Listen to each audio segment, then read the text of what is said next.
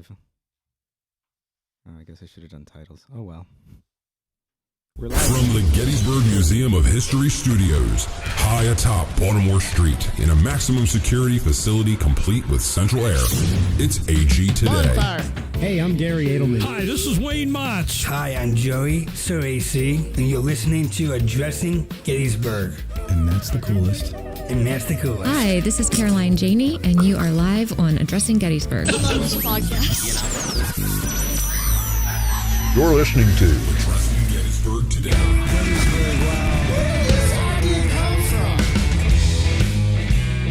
Wouldn't you like to know, Cammie, wouldn't you like to know where this idea came from? It came from the bowels of the depths. I saw Cam the other day.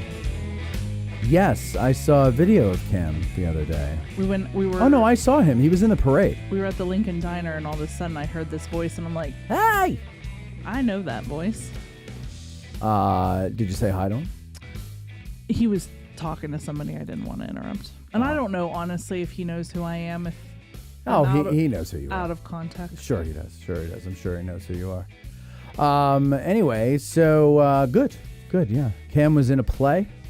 Really? Yeah. The 12 Days of John Wilkes Booth or something like that. What was it called, Sin? 12 Days, The Search for John Wilkes Booth. And he played Major Rathbone.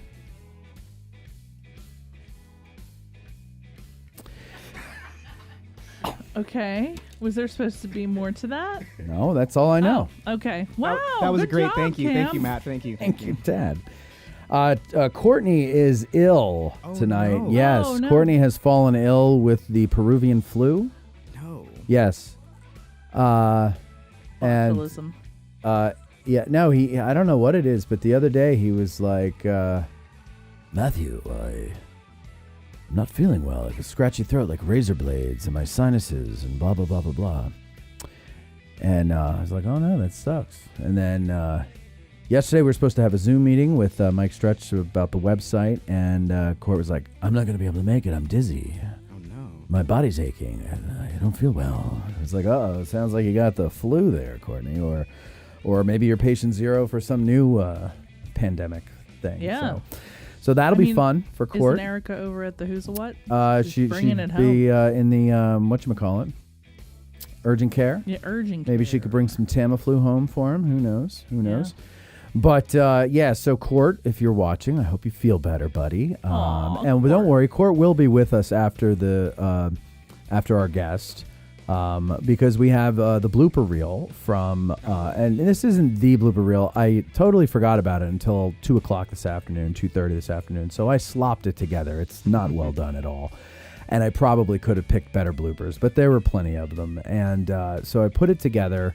I totally forgot to put titles in the beginning, so it's like black screen for 5 seconds, and then it goes right into it. But anyway, we will watch that after the break, or not after the break, after our guest. And then the other thing we'll do after our guest is, really, I got to look on my list here to see what it is. Oh, I have our list of donors to the Digital History Pioneers Foundation for the year, which is a pretty nice, actually, list of people there. Wonderful. More than I was aware of, or no, I was probably aware, but more than I had, added up in my head. Yeah. So we'll thank them, and that's as of, let's see, as of today. So we might get more before the end of the year. So we'll do that, and if you're able to tell who donated to you between now and the end of the year by today, you're pretty good. I'm psychic, right? Yeah. Well, we have another issue we got to talk about. Yeah, right. The lottery. And why haven't I been able to figure that out, and right? why haven't you shared? Yeah. Wouldn't that suck, like, if you had the ability to predict the lottery numbers, but never for yourself? Like, Sounds like an episode of The Twilight Zone or something. But I'd like be wheeling and dealing. I'd be like, listen, I'm going to give you the lottery numbers, but I get 50%. Oh, 70%. Actually, yeah. You're doing all the work. Well, that's true. And it is exhausting being psychic. Yeah. I would think so. I think the brain power that would need to be expended for that kind of a thing, it gets you at least 70%. Right. 75 if you get the Powerball number too. Ooh. There you go. Oh, that's right. Yeah. Right. Oh, if I could, man, that would be great if I could figure that out. And you know what? Maybe I would just do, you know what I would do is I would just go around and tell a bunch of different people every cycle. No, not in one cycle, but like every time there's a drawing, I would tell somebody else and I'd be like 25%, 25%, 25%. And eventually I'll be richer than all of them. Oh my God. Yeah, true. You know? True. But that's a good thing psychics aren't real.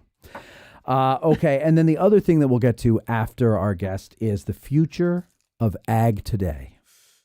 I'm sorry, AG Today, which is this show that you're watching. We're going here. agricultural. We're going agricultural.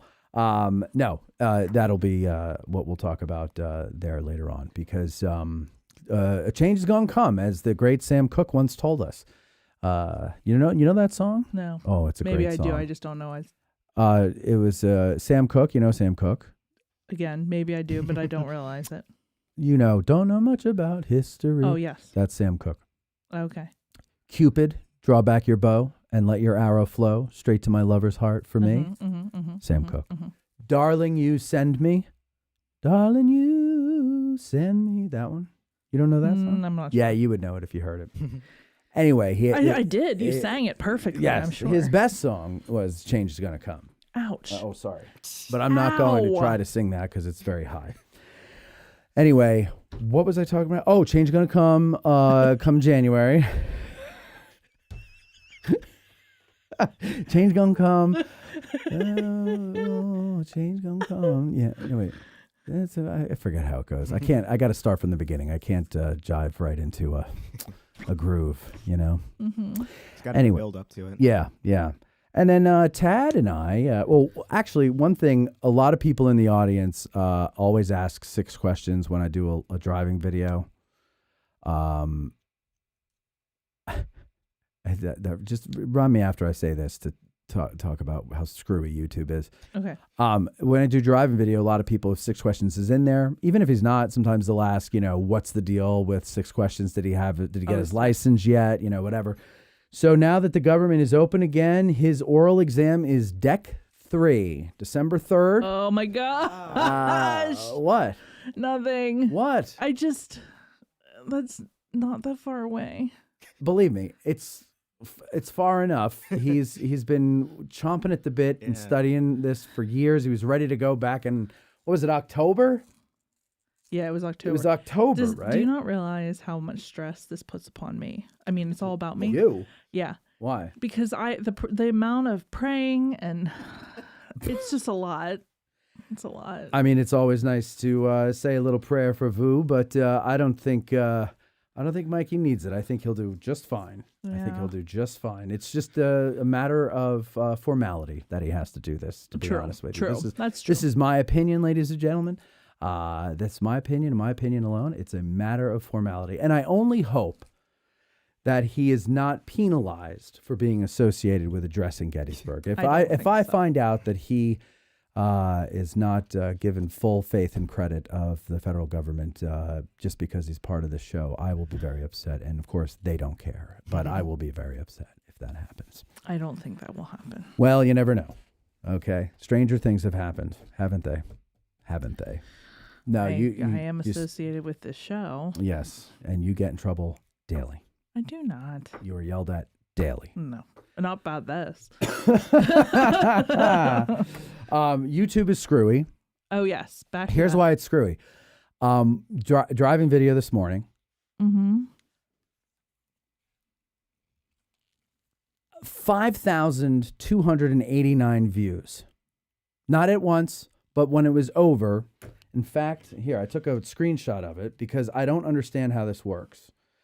Because I guarantee you, if you go look at it now, it doesn't say it got that many views. I'm sorry, 5,179. Let me just make sure that there's, here, let me make it bigger so you can see it. Okay. And there you go. See, 5,179. I feel like I'm at the eye doctor. Can you show it up again? I know.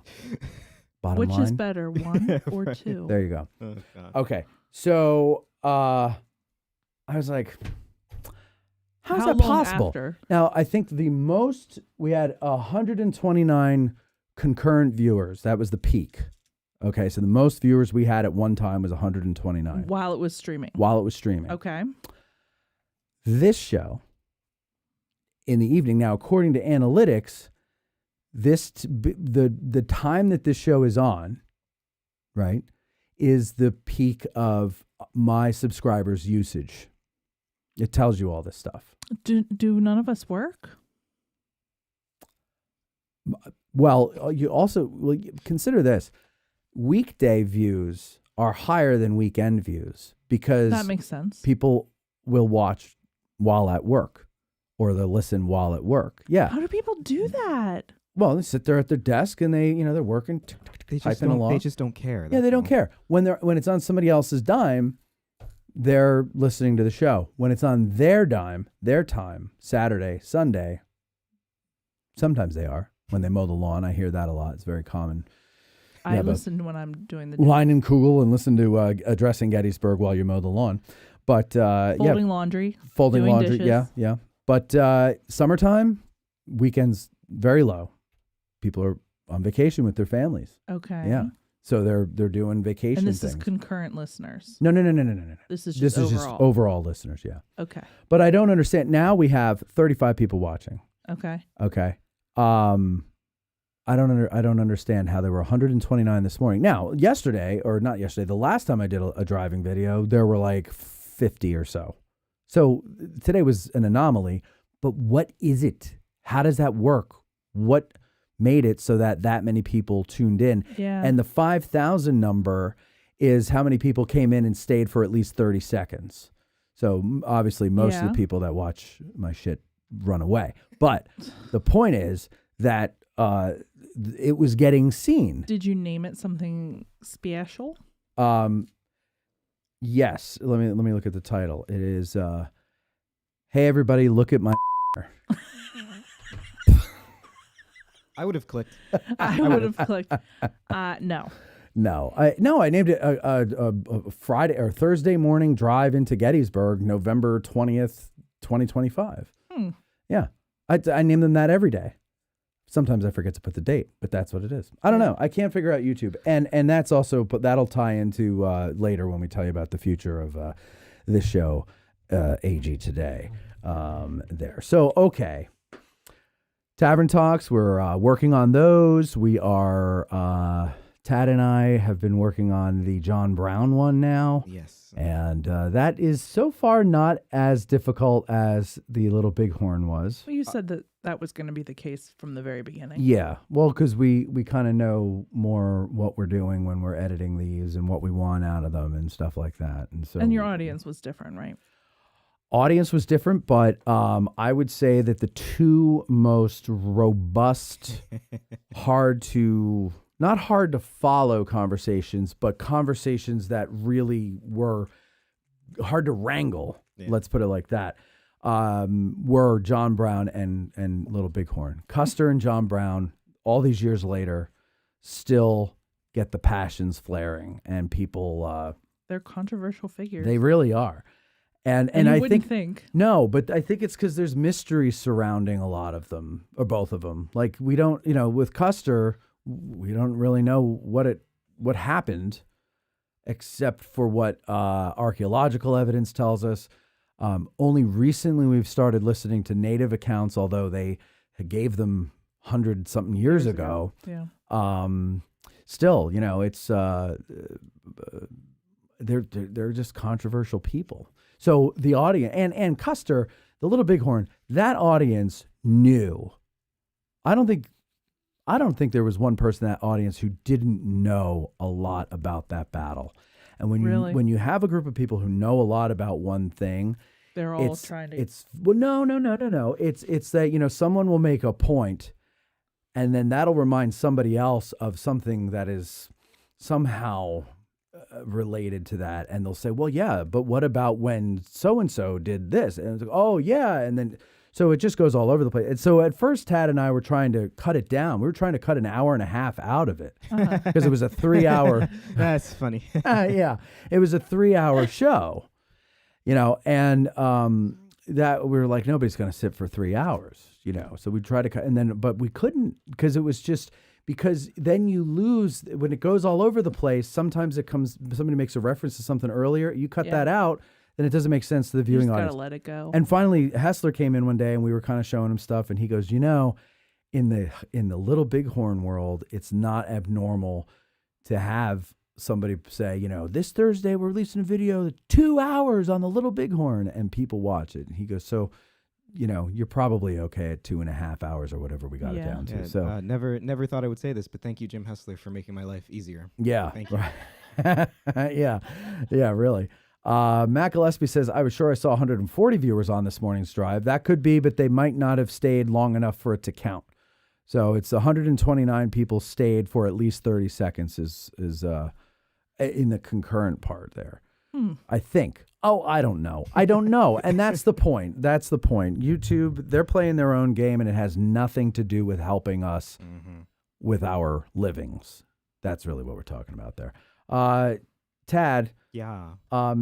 Matt Gillespie was very kind, and he bought an AG hoodie for you to wear. And we were talking about it, and we think that we must make it so that when you do the show, you have to wear it. So you can keep it here and then just change out of it. I know it's like Mr. Rogers. Like come in, Mr. Rogers, exactly. Yeah. Song, put on Can we do a? and you can go, do a "Hello, commercial. neighbor." Oh, that'd be so funny if we do a commercial where you come in singing the Mr. Rogers song, and you go from one hoodie to another. Oh, why did I open my mouth? You have to do the shoe toss too. But you have to do Exactly. you have to do the Eddie Murphy version, the Mr. Robinson's Neighborhood. Yeah. You know that? yeah. Tad. Of course I know that. Yeah. Tad Skase, ladies and gentlemen. Wow. Yeah, Mr. Robinson's Neighborhood. It's one hell of a day in the neighborhood. One hell of a day for a neighbor. Would you be mine? Could you be mine? I don't know that. Oh my Oh, God. do you not know that? No. Look it up on YouTube. I'll have it's so to. so funny.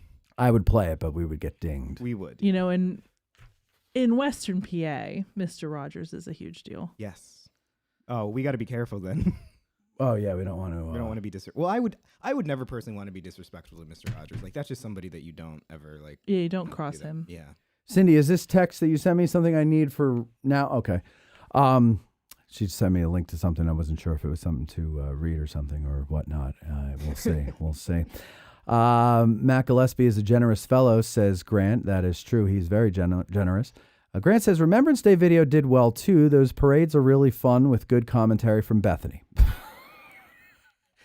Yeah. Wait, hold on. I just got it. Wonder Monkey says, I walked right in front of your car in the middle of the drive stream this morning, and you completely ignored me. Is this factual? No. Remember, Tad, when I told you that I was driving down Baltimore Street and I thought I saw you and I yelled out the window, "I know that tush anywhere." Yes. I didn't really do that. That's It was close to it's a Larry David reference. Yeah. But then right before, I was actually just going to beep. And then right before I did, the person turned around and it was a woman. But Obvious confusion. I get that. I understand that. she was wearing a red sweatshirt and she had the same length, same color hair as you. And so from the side, from a distance, I thought it was you. And this morning, when I pulled up to my destination at the end of the drive, there on the sidewalk in front of me walked somebody who looked just like Tad, but it was, I believe it was a female. I don't know. Well, no, because I was in Gettysburg this morning. That's why I was wondering, like, did that actually happen? Oh, where were you? Did you walk in front of Gettysburg Baking Company at like, I don't know, that must have been in the 10 o'clock range? Yes. Oh, it might have been you then. Yes, I did. I didn't see, how did I not see you? Well, I didn't see you either. Well, I was sitting in the car. I did. Play the tape. We'll have to go back and look. Roll the tape. I'll pull that up during the break after Jill's interview. Okay. And we'll see if we can find you. Figure it out. Yeah, that's weird. Wouldn't that be fun? That is funny. I didn't notice you at all. I'm the shadow Oh. now in your life. You can't escape. Yeah. Yeah. So Grant doesn't make fun of you? I just don't like it. It's a little bit. Right? What? You don't like, why? I just don't like. It doesn't look right on me. I don't feel it looks right on me, but that's okay. Are you saying it looks red on you or great on you? I don't think it looks right. Right On on me. you. Well, that's total clarion there because I didn't get right at all out of that. Matt, multiple people are saying it was me in this this I'm from multiple Clarion. People are saying it. Are they really? Yeah. Okay, so that wasn't a joke? Apparently not. Apparently I this is a just- legit thing. I don't know. I'm not actually looking. I'm looking at the comments on the phone, so I wasn't looking ahead of me. That would be very, very funny if it was actually. Oh, we'll have to check that out.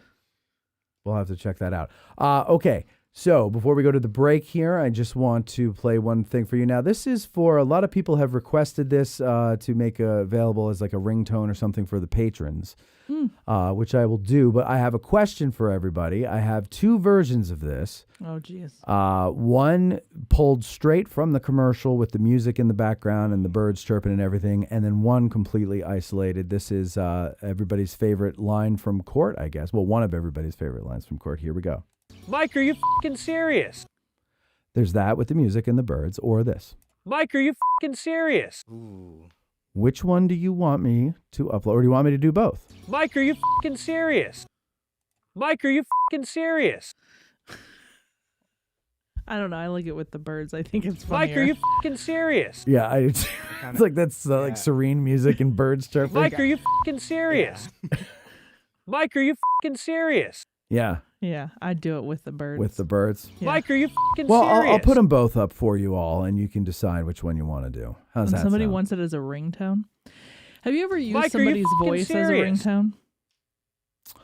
ringtone? When I had a droid, I think I don't remember what it was that I used, but it was my voice making okay. some stupid thing. So I had a very good friend that I lived next door to, and he would repeat these lines from these old Japanese movies. Like this one. Mike, are you f***ing serious? Exactly. And he did a line, and I was like, that's hilarious. So I recorded him saying it. Forgot I did it. Forgot I said it as my ringtone.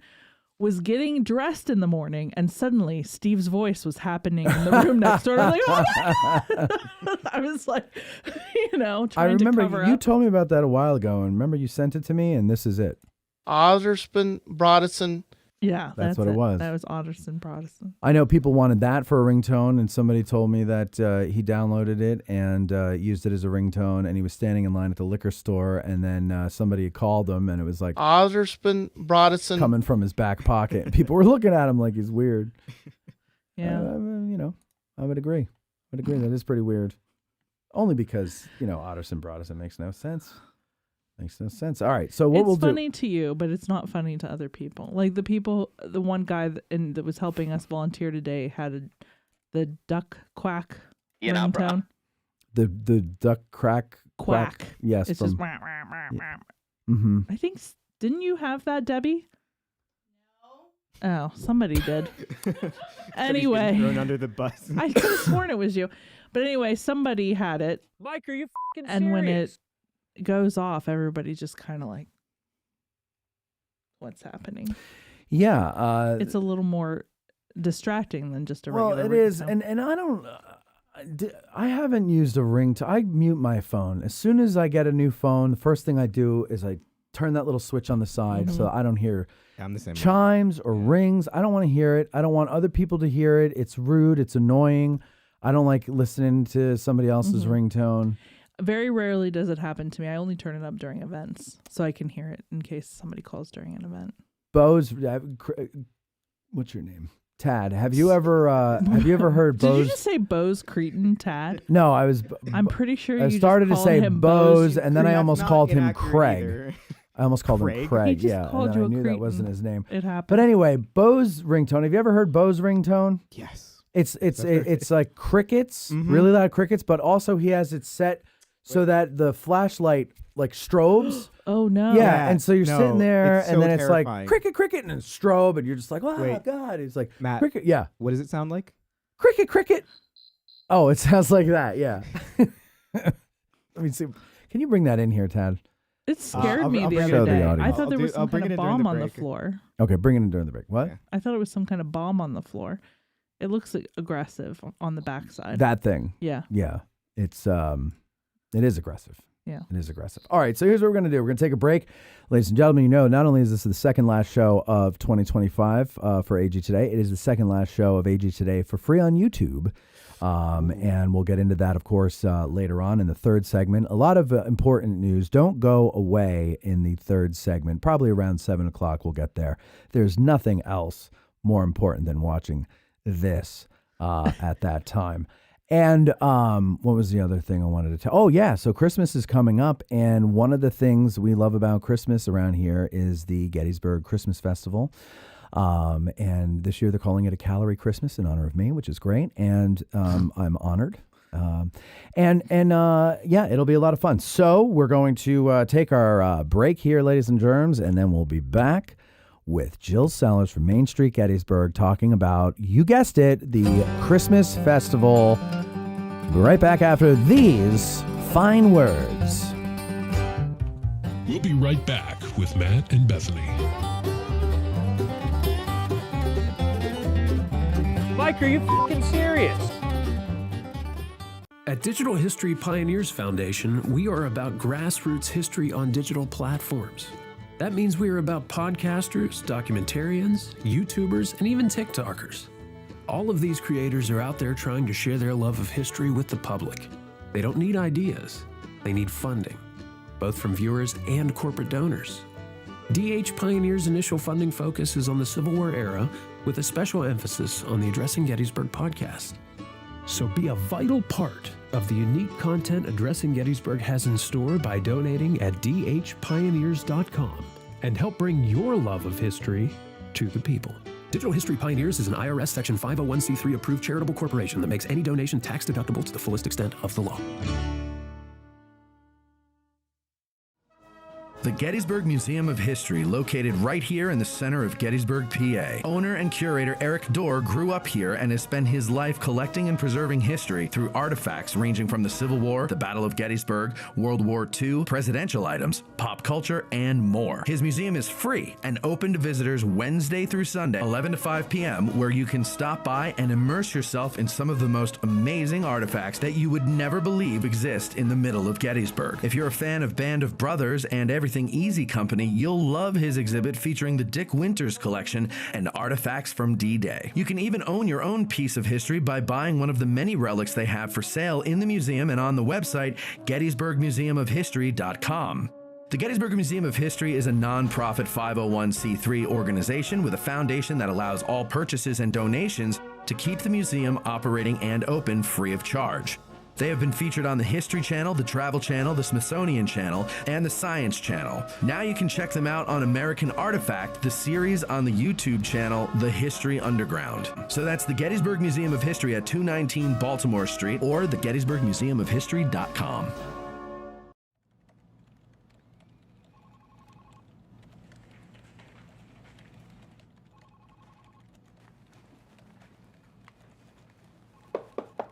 Hey, buddy. What's got you so down? Hey, Court. I'm looking for a gift, but I just don't know what to get my Gettys nerd friends and family. It sounds like we need to have a talk. Come on. You love this place, don't you? You bet I do. It's my favorite place in the world. Well, you see, at Addressing Gettysburg, it's our mission to keep these stories alive. How do we do that? I'm glad you asked, sport. You see, Gettysburg is the gateway to the most brutal and crucial time in American history, so we interview experts, and our listeners learn with us. That sounds amazing. It is! Mike, are you f***ing serious? What? It's for the commercial. What benefits do patrons get? You mean besides up to 4 premium episodes per month and Matt being the bee's knees as host? Huh. How about early access to special episodes, behind-the-scenes insights, and discounts for ticketed events? Whoa!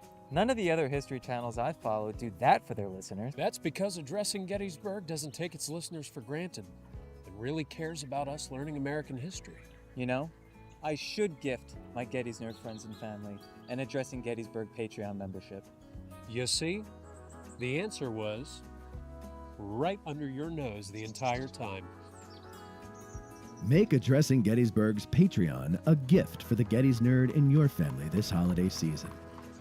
Addressing Gettysburg wants you to learn about the Civil War with us, and we need your support. We'll run this ad until it gets annoying, and then we'll run it until you become a patron at patreon.com/addressinggettysburg or by scanning the QR code on your screen. Happy holidays. The hell are we staring at?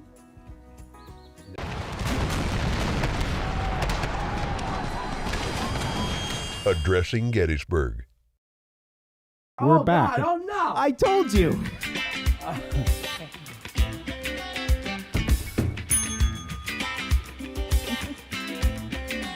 You're back with Matt and Beth. The little at the end was really special. Yeah. Well, that's what I am. Christmas is that time of year when we all get together for happiness and cheer and presents and beer. And eggnog and friends and family and elves. And when you're in Gettysburg, you get together for the Christmas festival put on by Main Street Gettysburg. And Jill Sellers is here from Main Street Gettysburg to tell us about that and more. Welcome, Jill. Thank you. Always nice to have you on the show. Glad to be here. She smells really good too. Yeah. What is that? It's true. What is that fragrance? As soon as she came in the room, I was like, oh, yes. It smells so much better in here now. It's a, yeah. Sorry, I forgot to use deodorant. Thank you. What is that fragrance? Chanel. Chanel number 5? No. Number 8? Sure. Just plain old Chanel. One of the Chanels. Okay. Yeah, there's lots. Are there? This one works for me. Well, I used to get my mother as a kid for Christmas every year. I would get her Chanel number 5 because they would have. So at our school, I don't know if all schools did this, but our Catholic school, they did this thing where like I don't know who these people were, but they would come to the school and they'd have like samples of things and you could sign up from a catalog and get gifts and everything like that around the holiday season. And then so 5, and she never had the heart to tell me that she hated it. And it was my grandmother who liked Chanel number 5. I was just going to say, I think you have to be like over a certain age to wear Chanel number 5. I guess. And apparently that was the case back then. I'm not there yet. Yeah, I wouldn't know it if I smelled it. So wait, what's the difference between regular Chanel and Chanel number 5?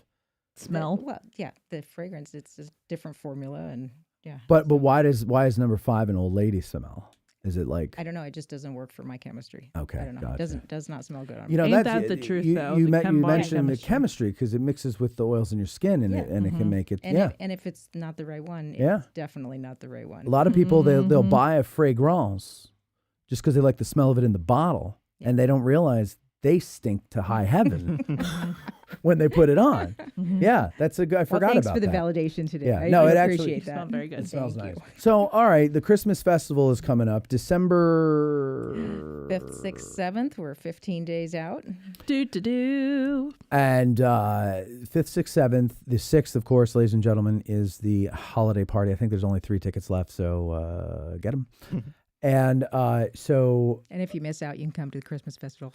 There you go. Well, we're doing it at 8 o'clock. Oh, okay. Because we figure a lot of people will be Christmas downtown. festivaling. Yeah, they should be. Yeah, we wanted to take advantage of everybody being here, assuming they would all be here for the festival, and they would need to warm their cockles with some spirits and friendship at 8 o'clock or so.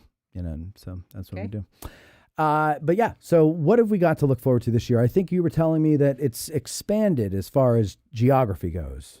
It keeps expanding each year. Good. So we're adding partners and sponsors and just super excited about what's happening this year. So several things are falling under the Christmas festival this year. One is going to be a huge kickoff on Friday night, and that's the big change is we're doing tree lighting with Santa Claus and Tuba Carol Fest to follow on Lincoln Square. So these local favorites have always been on different dates, but this year it's all rolled up, and I'm just really excited at the number of people that are going to be downtown to take advantage of that. You're right. Usually the tree lighting and the tuba stuff and all that is like a week before, or tree lighting had been traditionally on Black Friday. Black Friday, that's right. Yeah, but and so and then Tuba Fest was usually in the middle of December. So we're just taking advantage of these partnerships so that we can bring it all together and minimize the impact on traffic and interruptions downtown. Yeah. And really bring it all together in a larger festival setting. I like that, and it only makes sense to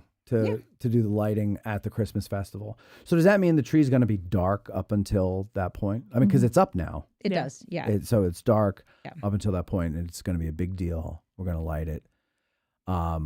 Every time I've done a live stream of it, I get kicked off because they're playing music. like copyrighted music. There's a DJ there, right? Or is it? Yeah, right. Right, There's yeah. there's a DJ there, and they're playing, Celebrate or whatever the hell they play, and YouTube doesn't like that, No, and they so don't. it stops my stream. Oh, that's Much like my prostate. Excuse me. I'm sorry. That was crass, and that was a joke. My prostate's fine. Anyway, so what I else? guess we could request that they play different music. No, it's all copyrighted. Well, if they just play something like something in the public domain. Yeah. Okay, yeah. Yeah, Like a something, recording from the 1932. Yeah, that's what I was going to say. No, Something like from the an Depression. an instrumental music or Yeah. something. That's Yeah. true. Yeah. No, it doesn't. That can still be copyrighted. As we found out. Copyright is not. It's different. Copyright is the What recording. if I just sing it? That would be Love it. horrendous. I mean, I Lee Wonderful. Saved it. I think you should do it. Yeah. Yeah. Anyway, we digress. Again. Always. Yes. What else? Okay, Tree lighting so here. that's Friday night.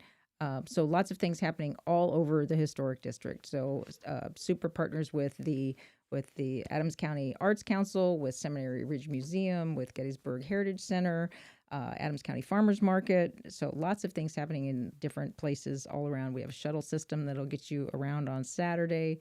On Friday night for tree lighting and Tuba Fest, we have a park and ride shuttle. So locals, I want to shout out to you. Please park at Hack, jump on the shuttle for free. It'll bring you straight to the square, and then it'll do that in reverse at the end of the evening between 8 and 9. So you don't have to pay parking fees, but you can still get downtown and take in all the festivities. That's nice to know. Yeah, that's a great new adventure that we've done this year to make sure that we can get people into town and be happy about the experience. Now you said locals, so if people are coming from out of town, can they do come- that? Oh, absolutely. Okay. No, I'm just encouraging local. Yeah, no. Yeah, You know, to it's not be just- discouraged by the parking piece. Oh yeah, exactly. You know, Yeah. a lot of locals in Adams County people tell me, "Oh, I don't want to do that because parking is this or that." And I'm like, there's plenty of places to park, and but we thought we would solve this problem and make sure that we encourage people to enjoy what's going on in their own backyard. I think that's a great idea because you're right. It is a pain to park here. When I lived in town, it was easy. I would just walk. I didn't have to worry about that. But now that I live out of town,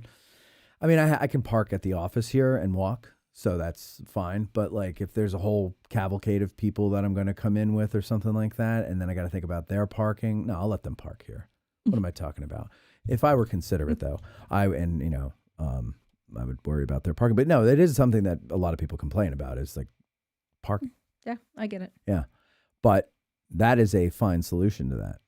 Well, So is this the first year you're doing that, or have you That done is that? the first year we've done that, but it's also the first year we've done the tree lighting and Tuba Fest on the same night. True that. And- True yeah. that. And Santa will be coming. Santa is coming. Santa's coming. Yeah. We're So super excited Yeah. about Santa's arrival this year. It's going to be pretty awesome. Yeah. are we allowed to talk? Oh, about is it? Is it I going don't to be? know. Is it a It's a secret? special?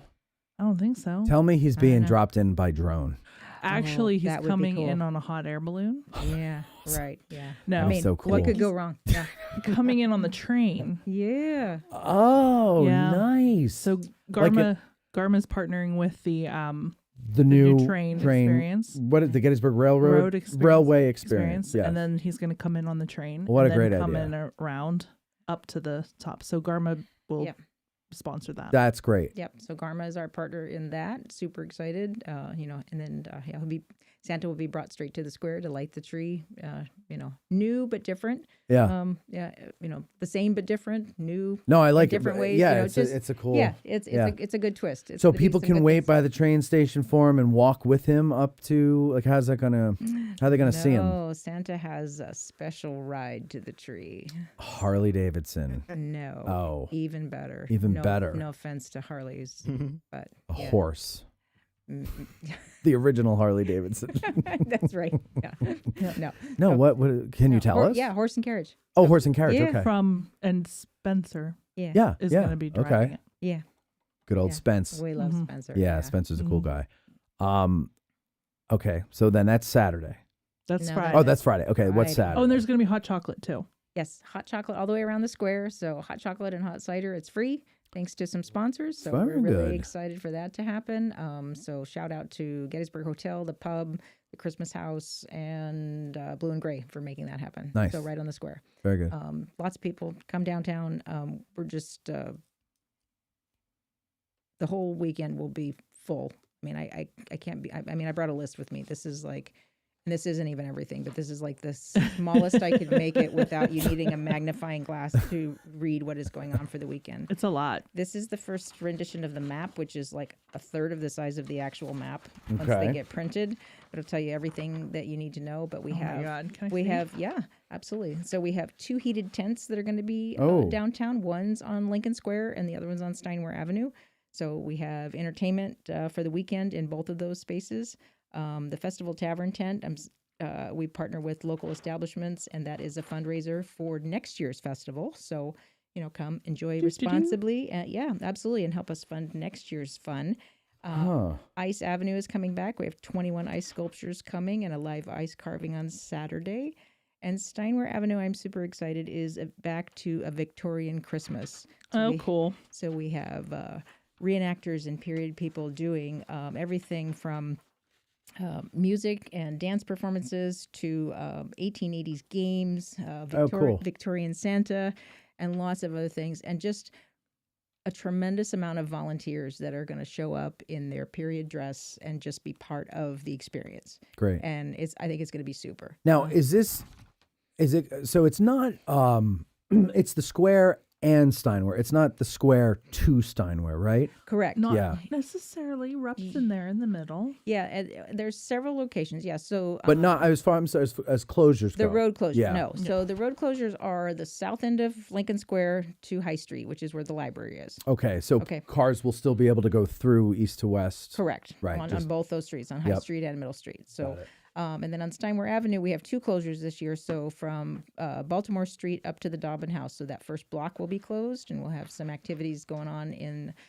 that area. And then again on the southern end, between Queen Street and Culp Street, which is down by the Heritage Center. That's where the heated tent will be. There'll be a stage there. Some really cool things happening.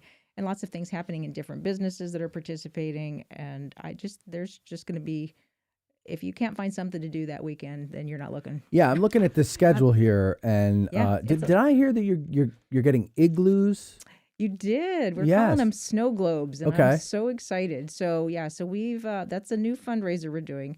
A lot of people don't know that the Christmas Festival is about $100,000 to produce. Wow. For 3 days. Yeah, Wow. it's a lot. Yeah. And so a huge shout out to our sponsors, but we try to get ahead of that as much as possible so we can make reservations for next year of all the things that it takes to put it together. Right.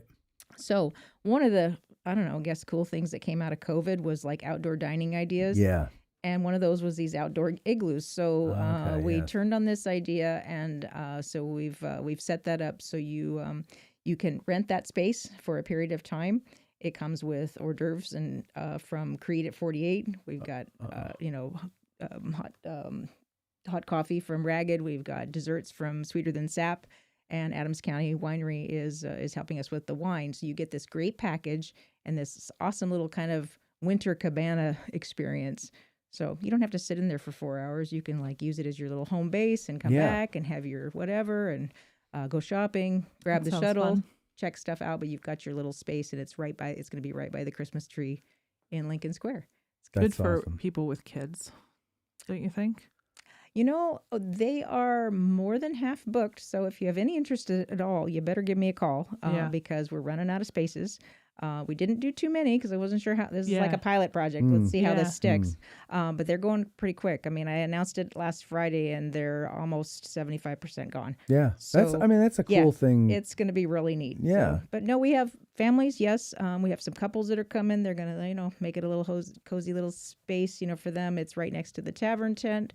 The ice sculptures will be there. We have other entertainment, along Baltimore Street in the square. And of course, one of the things we set up this year was we'll have a speaker outside of the tavern tent so you can hear the entertainment that's inside the tent while you're outside the tent. Very nice.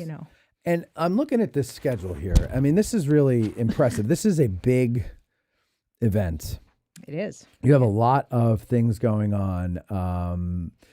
Let's see. Festival Tavern tents. You got 4 musicians or musical acts on Friday alone.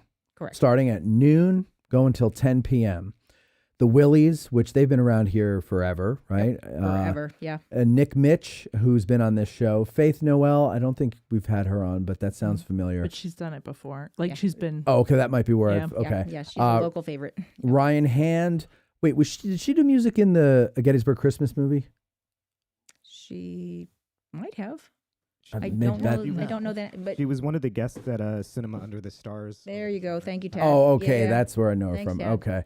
Let's see. Saturday, December 6th, Mandy B., local musician, Troy Love, Nick Mitch again, Faith Noel again, Ryan Hand again, the Corner Brothers. Sunday, Gettysburg Beer Runners 5K. So what's that about? So I reached out to the beer runners, and they're going to put up a 5K route, around town for Sunday morning. So if you're in for a fun run of some kind on a, hopefully a not too cold morning, Yeah. meet at the Festival Tavern 10 at 10, do your run, and come on back for, wear your GBR swag, and you can get a discount on your beer. For the Cure. Right. That's from The Office when they do the 5K fun run. Sure. For rabies. He's trying to cure rabies. Okay. And then so that's just at the tavern tent. So this is what's so interesting here. So Baltimore Street, different spot. Yeah. Okay. You've got Boston, is it Backert? Boston Backert is a Magician and illusionist. He's fascinating to watch. Is that at Rupp? Great for kids. Yeah, he'll be at Rupp as well. Gettysburg Witches. Yeah, they're a fun group of ladies that do that, but they're good witches, so they just have a really cool They're thing. Glendas? They're Glendas. Yeah. Yeah, they're super. So they're coming out to just have, add to the festivities. Have a little fun with that. Then you got DJ Music, Vibe Dance Studio, Next Step Martial Arts, and they do demonstrations, all these people. Is that what this they're is? just going to come out and show us what they do, so you can get a flavor for some of the activities that happen or are available for, families or whatever that you may want to get your kids involved with, and great excuse to, bring your family downtown and check those out. And you've got the Living Nativity and Choir. Yes. Which, of course, is French for choir. It is. Right. Is it? No. I doubt it. It's certainly idiot for choir. It's certainly I'll tell you Matt that. Calorie. Lincoln Square. So then on the square, on the 5th, you've got the annual Christmas tree lighting, which we talked about. Okay, well, we talked about all this stuff. Christmas photo booth, you forgot that one. So, That's on Saturday. That's Christmas fantasy photo booth. So come out and meet the Holly King, who's like the Norse, the Santa of Norland? Scandinavia or whatever. He's going to be so super. But professional photographs are available there, so you can get some really cool images through Melissa Ring Photography. So very glad to have her there with all the props and cool stuff. So come on out for that. That'll be Saturday. The Rupp House is full of, the side yard is going to be full of entertainment everything is family friendly, but this is going to be like kid focused, fun, interactive music and games. But there's also going to be, talk around the campfire. So, learn a little bit about, Christmas during the Civil War kind of thing, so that get a feel for how civilians and soldiers dealt with Steve Evangelista. Yeah, Steve Evangelista. I know Steven, yeah. Yeah, and Ted Hurt. So they're gonna. I know Ted as well. I know. And Steven's book. Yeah, he's got another one. Our Story. Oh, he has a new one. Yeah. Wonderful. Oh, yes. I think that's why he's. We're trying to get him on the show. That would make sense. What's his new book about? It's a letters and diary entry of a certain soldier. From First Rhode Island Light Artillery, Battery B. I don't know the answer to that. Well, maybe we'll find that out when we have him on the show.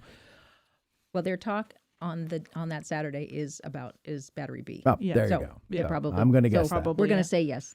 Let's connect So those dots. that's good though. But you got like some history thrown in there. Yeah. You've got And the St. Santa's Francis Xavier Children's Choir or Chorus. What? And Santa's toy shop. At the Rupp House. At the Rupp House, okay. Yep. Christmas during the Civil War. Christine and the Jingle King. Yeah, super fun, family friendly, kid friendly. Okay. Everything from the chicken dance to puplets and other silly stuff that kids love to, hang out and be part of. I know Tad, when we go for a walk, he will do the chicken dance just to warm up. Does he? When we take a break and go Awesome. for a walk around the block. Yeah. And He said that was your idea. Yeah. Notice well, his face right now. I did recommend it to him. I said a great exercise before a walk is the chicken dance. You got the melody in your head. You don't need anybody to play it, and you can do it. That's just the one page. And then there's another page of events. And I urge you guys to go to a Gettysburg Christmas Festival.com and look at the full thing. I'm not giving you the full thing here just because, who wants to hear me read off of a schedule? But I'm just pointing out some things that catch my eye. Face painting by Elizabeth, which is free. Civil War diorama in the lobby of 241 Steinway Avenue. So you can go and see all of that, do that there, and everything. Free Civil War s'mores. comrades. Go meet live reindeer. The live reindeer. There's going to be carriage rides. Like actual reindeer? Actual reindeer. Yeah, like real live reindeer. The cavalry is going to be here, which is going to be cool. So we'll have some horses out and around on Steinway Avenue. Very nice. So yeah, some really cool stuff that's happening.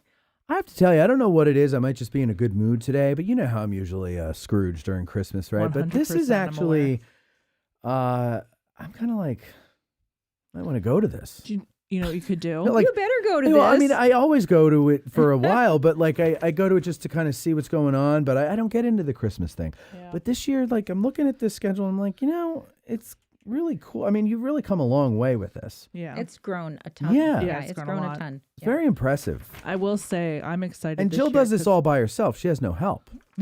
Right. Is that right? I don't know about how Wendy feels about that. No, I was going to say we're a team of Okay. 2, and then just a ton All of right. partners, volunteers. I can't say enough about the volunteers that Okay. show up, and if anybody's looking to volunteer, I mean, I would take you, put you on a schedule. I don't need you all weekend, but if you have an hour or 2 to spare, there are so many little jobs that would be awesome to have another pair of hands help out with, so that maybe I'm not dead by the time Monday comes. Well, a lot of the audience will be here that weekend, so maybe they'd want to Hey, volunteer. Here's something that I always tell people on the show whenever I have the opportunity to, and here is your chance, ladies and gents. You know how I always tell you, you got to go. If you ever get the chance, do a tour of the Dobbin House. Jackie took me on a tour. She's taken many people on a tour, but she took us on a tour one time years ago. I think it was me and Eric, the producer, or something like that. I thought it was the coolest thing in the world. It was, to me, and I even said this to her. I said, this reminds me of when I got to go backstage when I was in the marching band at Disney. Like I got to go and see the behind the scenes of Disney. And she goes, oh, well, that's interesting, because in the 70s, Disney was giving a course on how to Disneyfy, and I took it. And I go, well, that makes a lot of sense, because now I get it. Okay. Yeah. The Dobbin House is an awesome experience to figure out all the things. It is. I mean, so it's celebrating 250 years next year, same as the nation, Yeah. which is so cool. Yeah. So if anybody didn't know that, the Dobbin House is 250 years old, built in 1776, and has so much incredible preserved history because of Jackie White. Serving spit roasted chicken for 250 years. Most important event that ever happened there, my wedding. Awesome. And my wedding reception. Oh my God, I knew we were supposed to be sisters. See, I know it. Yeah. Okay. Real quick though, Oh. I will say the one Wait. thing. Let me finish the point on the Dobbin House. Fine. If you're lucky, Jackie will be the one giving you the tour. Yeah. And that's who you, I mean, I don't know. I'm sure other people do fine jobs giving tours there. But Jackie, it's hers. She built it. This is all her brainchild, her She built the sweat, business, not her- the house. Well, correct, not the house. But she made it what it is. And the thing that Yeah. we all It is know her and love. It is her vision. Yeah. You are so right. And the thing that we all know and love, and that people, when they come here, it's part of everybody's tradition when they visit, Yeah. is to Oh, go yeah. and get dinner. We would stand in line for an hour and 45 minutes sometimes just to get a table to sit downstairs and have dinner. Barely by the other able day. to walk by the time they seated us because we were so starving and heat stroked. But we finally made it to our seats, and then we would say, I'll have a spit roasted chicken, please. And they're like, we just ran out. And we'd be like, no, because it's the most popular thing they have down in the tavern, and rightfully so. It's French delicious. onion soup. Yeah, but they don't run out of that. The spit roasted chicken, that goes really fast. If you're not there by I don't know if it's still true, but at the time, if you're not there by 7:30 on a Saturday in July, forget it. Forget it. Okay, we're not talking about July. We're in December. That's true. So there might be some. But anyway, my point is, You have to cross your fingers. Go take this tour. It's at 10 a.m. at the Dobbin House, 89 Steinway Avenue. You know where it is. You don't need the address.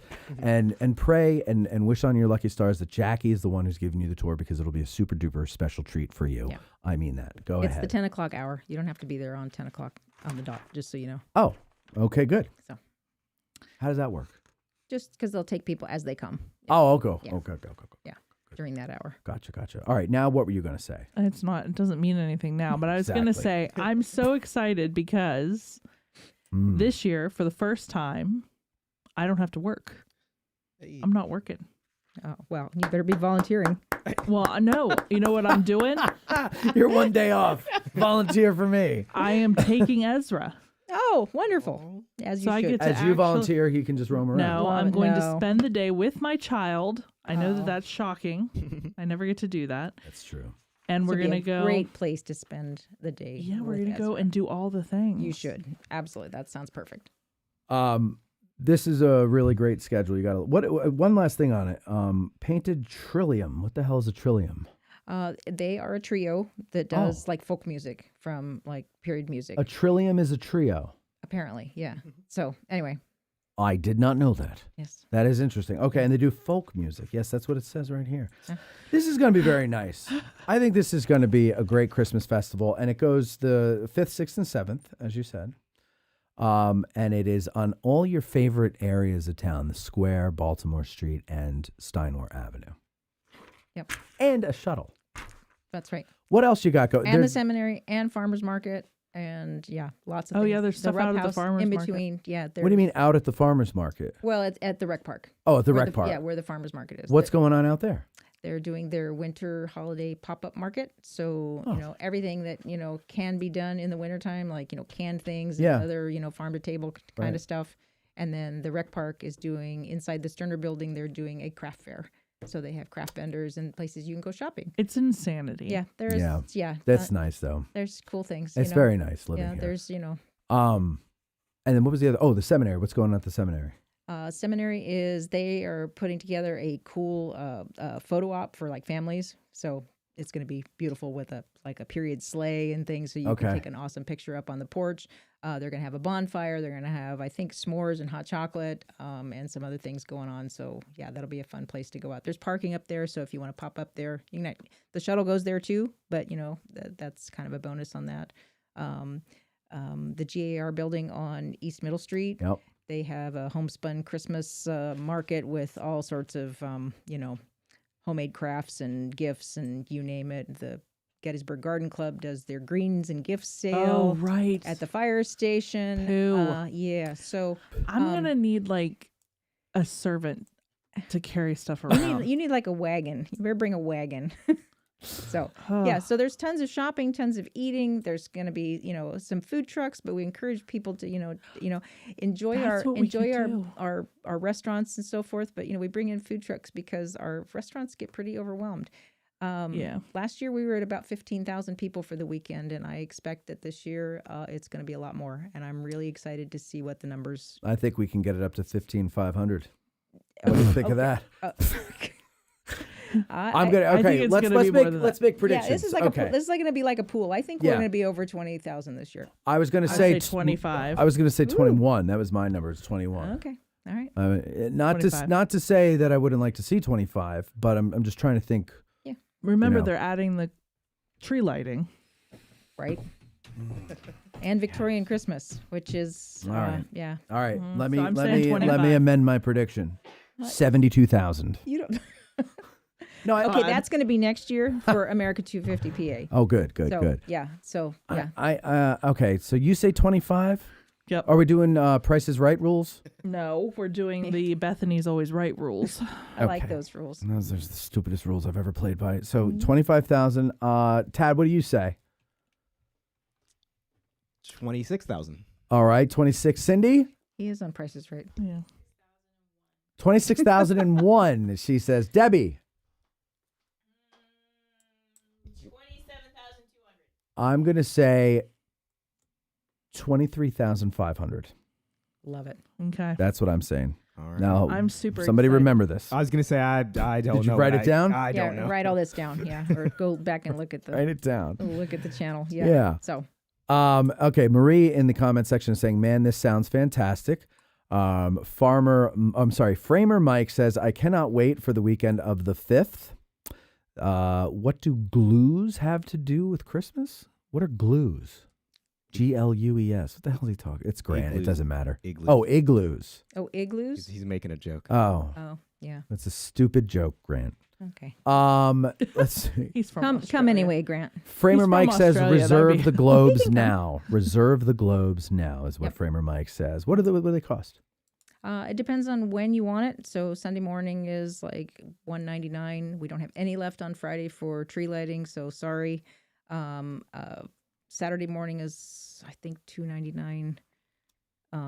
But it's all a donation to Main Street Gettysburg to support the Christmas Festival. So it's actually a tax-deductible donation. Nice. So you're really getting hooked up as best as you can, and then you get a tax-deductible letter in the mail, and, it's not a bad deal. Yeah, good. Grant says, "The chicken dance is part of the cultural fabric of Clarion, where you're from." Okay. Newcomers are greeted by the townsfolk to the dance at a ceremony. Probably Oh, not. God. That's funny. Ricky Fowler says, "Grant, I've been to Clarion many times. Great fishing, camping. I learned the chicken dance along the river by a local one night many years ago." So Lies. that's true. All right. What else you guys at Main Street have? Because you don't just do the Christmas festival. You do other things. And the big thing is for those people who hate walking around having to pee and going into a restaurant and they're saying, "Sorry, customers only." The most exciting thing ever. Best thing in the world. And I remember coming here in the 90s going, "Why don't they have public restrooms here?" And finally, 30 years later, we finally have it. Jill, tell us about the can. I will. The Gettysburg Welcome Center. We're not going to call it the can, okay. but The canteen. But to go back, the Calorie Christmas. Yes. Oh, yes. Thank you for that. If by the you, way. if you want to jump on board as a naming sponsor, we'll talk dollars after this. This is like $150. Right. Get your T-shirt. Give me my T-shirt back. Oh, by the way, yeah. Let me go ahead. Talk. I'll pull this out. So the Gettysburg Welcome Center. So this project has been in the works for the last 6 years. Super excited. So local partnerships between local fundraising, private sponsorships, and private grants, all topped off with a federal appropriation thanks to Congressman Joyce and his help through that process. And we should have shovels in the ground by the first of the year. The goal is to get this thing opened by the 4th of July weekend in 2026. My God, yeah. To kick off, Need hopefully that. Yeah, so at 340 Baltimore Street, which is dead center of the historic district, for anybody that's wondering why in the heck are you putting it there, it's because it makes downtown walkable. So you can get, you can stop, you can pee, you can change a diaper, you can get a drink of water, you can ask directions, and keep going. Stay on foot to enjoy everything that downtown has to offer. It's gonna be great. It's gonna be awesome, and just really thankful for how that's coming together. And there are many bladders, past, present, and future, who are thancful for you guys putting that together, right? For sure. Look, real quick, let me just show you this lovely shirt that where we go. That Jill gave me here. Yeah. All right, very good. We got your tuba, we got your Rudolph. Yeah, got all the things, the tree, the tree lighting, the hotel, all the things. The hotel and the pub there. The pub, they have their Christmas lights out. They were. Oh, do they? Looked like they were getting ready to put them up today. Somebody thought it was trash in the video I was doing. They're like, "What's with all the trash on this?" Because it was in garbage bags. They hadn't gotten it out yet. Right. And I go, no, that's Christmas decorations. Yeah. And we did the back of the shirt this year that shows you almost not even almost everything, but a few things that are going on, and then our major sponsors, which I am so thankful for. So shout out to our sponsors. They're all the sponsors. Yeah. Very nice. Not even close. Not even close to all. Not even close. Those are our major sponsors. We'd have to go down the sleeves and stuff if we ended up with all the sponsors. Like a NASCAR driver. That would look cool. Yeah, we'd have a NASCAR T-shirt. We don't want that. So. All right. Okay. Anything else that you guys want to tell everybody about? So that's the Welcome Center. Continue to work on the Baltimore Street project. So stay tuned with that. That is currently under design and engineering. And so what that means is that's funded. So from the square all the way to the cemetery, it would redo Baltimore Street, similar to how Steinway Avenue was redone after the visitor center moved out to Baltimore Pike. So heritage lighting, benches, safe crosswalks, brick sidewalks, all that beautification, plus all the stuff underneath that nobody ever thinks about, the sewer, the water, the storm drains, and all the things. Storm drains. Storm drains. Anybody doesn't know that there are no storm drains south of Mr. G's. So if you're ever there when it rains, it's why you're up to your knees in water, because there's nowhere. There's watching nowhere out for it the to window. go. It is fascinating. Yeah. Oh, it's like a river coming down there. Oh my God. It's crazy. So that would solve those underground problems. And this is really a generational and legacy project, because if we can pull this together, which we are doing right now, we're going to basically leave downtown better than we found it. Ezra will not have to be addressing this problem, 25 years from now, saying, God, why didn't my parents' generation do something about this? That's what we're trying to do right now. So I'm excited about that. And then for anybody that hasn't realized, 2026 is the 250th of America. There is so much. You'd be surprised how many you people would be don't surprised know. as how many people are, not fully aware of that. But so many things are happening in Adams County, around the country, but and here at Gettysburg. So I'll put a plug in for one of our great partners, which is Destination Gettysburg. So on their website, there's an America 250 PA link. You can find out all the things that are going on in Adams County, lots of events and things that are happening. And Stuff being added daily. Stuff being added daily. So, just really some big things that are happening. So those are going to be more opportunities to volunteer, get involved, and just really celebrate the fact that, we live in the greatest nation in the world. We absolutely do. And I think you guys are doing a great job with this. I like I said before, it has grown quite a bit since I first became aware of it. And, you got to be proud of that. You should be. Well, thank you. Yeah. No. And your team, not just you, Not right? just It's me. not just No, you, it but is you should be definitely not. proud. Yeah. It is a very cool thing. And honestly, I tell, not too long ago, my sister started a group chat with me and two kids we grew up. Well, they're not kids; they're our age, but we were kids They together. stayed kids. They stayed kids. Big, yeah. Yeah. And we grew up together, and so we've been just kind of chatting. I'm like, you guys need to come down here all together. Just everybody come down, bring your families and everything, and we'll have a nice weekend and everything. And they're like, well, when should we do it? And I said, during the Christmas festival. And do you think they got off their lazy asses and got a hotel room? No, they didn't. So now there's nowhere for them to stay. No room at the inn, if you will, for the Christmas festival. Wow. Yeah. Okay. So. Well, I'd like to say, are we really booked that whole weekend? That would be awesome. I'm pretty sure. I think they were are. just making that up I just think, to. yeah, to Oh get- no, I just don't to get know. out of. To get out of seeing you. Yes. Wow. Yes. Yeah. That was a They, great one. believe me, know. they have an excuse for any time of the year. It's always busy. Dead of January. Oh, I don't know. There must be something going on that weekend. No hotel rooms available. You can come anyway. You don't have to see Matt. Come to the festival. That's what I said. I go, you can ignore me. You can just come down and see all the stuff that there is Yeah, to and see. the next time they'll call and thank you, and then they'll want to see you. Yeah, they're maybe. gonna have such a good time. Yeah. Yeah. John B says, this is my first Gettysburg Christmas visit, 2025. Be gentle on me all. Well, there you go. And he's got the little heart symbol there. And what are those after the heart? It looks pears? Are those pears? No, it's The Are little, those- little clapping hands. No. no, they're No? like open. Oh, like this. Yeah. Oh, it looks like a buttocks or something. Like it was. I couldn't make out what it was. That's a and I- different festival. We don't do that. Different festival. Cinco de Mayo. Anyway, come on down for the Christmas festival. America 250, you've got things going on for that. And also come down and pee in the visitor house, in the welcome visitor- center. in the visitor house. Come to the visitor house and pee. No, come to the welcome center. You could do more than use the bathroom there. That's the whole point. Yeah. It's gonna be great. It is going to be great. Well done. Great job with everything. Well, thank you. And I'm looking forward to seeing this. Cindy and I will have to come out. You can borrow Are you working Ezra on the for 6th? a little bit. She is. You are working on That's the right. 6th. So you can aren't go Cindy? shopping Oh. with your bags. Well, we'll come out. We'll figure out a time to come. Me and Cindy. She's working on the 6th. Well, you've got the schedule, Boo. so check Yeah. out the website, and figure it out. Just there'll be tons to do for all ages and interests and things. I think it's just going to be super. And at the end of the day, the whole purpose of the festival is to highlight all things historic Gettysburg, especially our businesses. It's a boost in the fourth quarter for our economy. And really, it showcases who we are. And so if people can come and enjoy themselves in December when it might be 25 degrees, bundle up and come anyway. And then you just find all the things that hopefully you'll come back for in like June or July or October and realize that this is a place you really need to spend some time.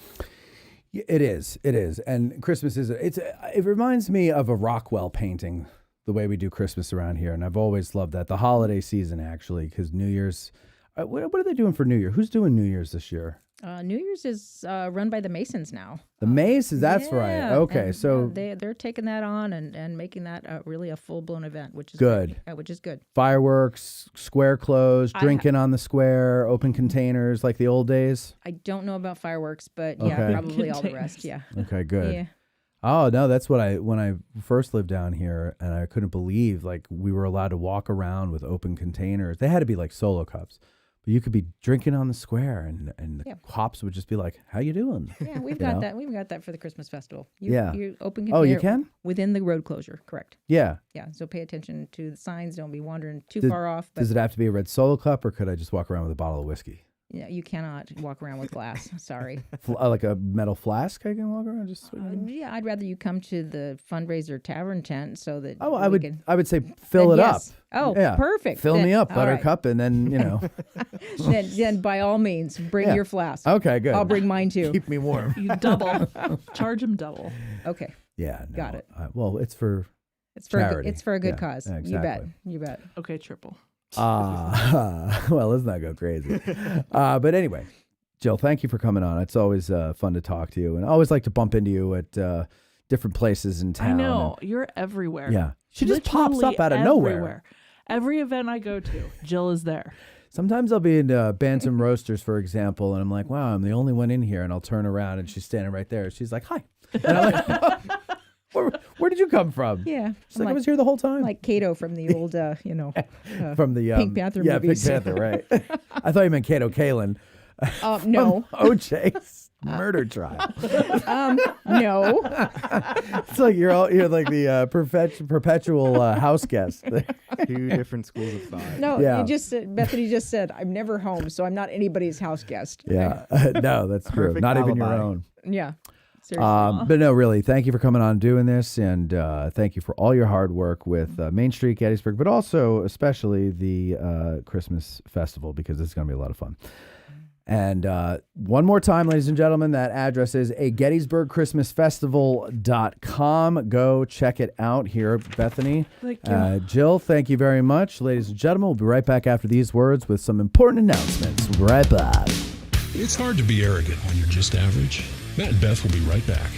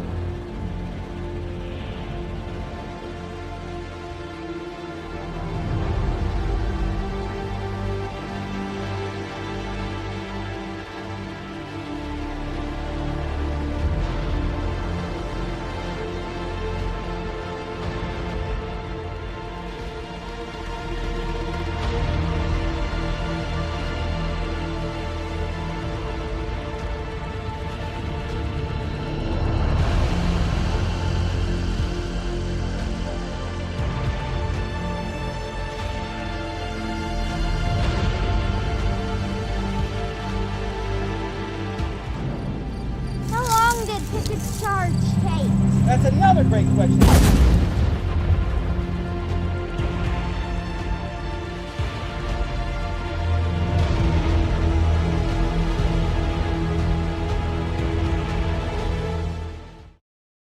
If you like this podcast and what we're doing here, please like, share, and subscribe.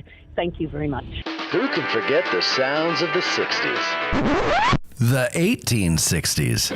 I can't, and you can't either. Now, there's Marching Through Georgia, the exciting new album by Billy Webster. All of your favorite hits of the 1860s in one place. Such hits as Gary Owens,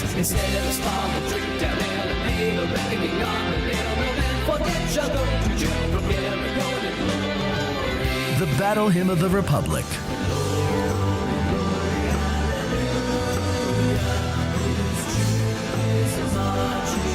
All Quiet Along the Potomac Tonight,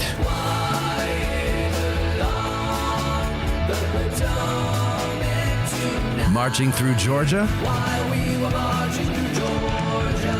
and much, much more. So what are you waiting for?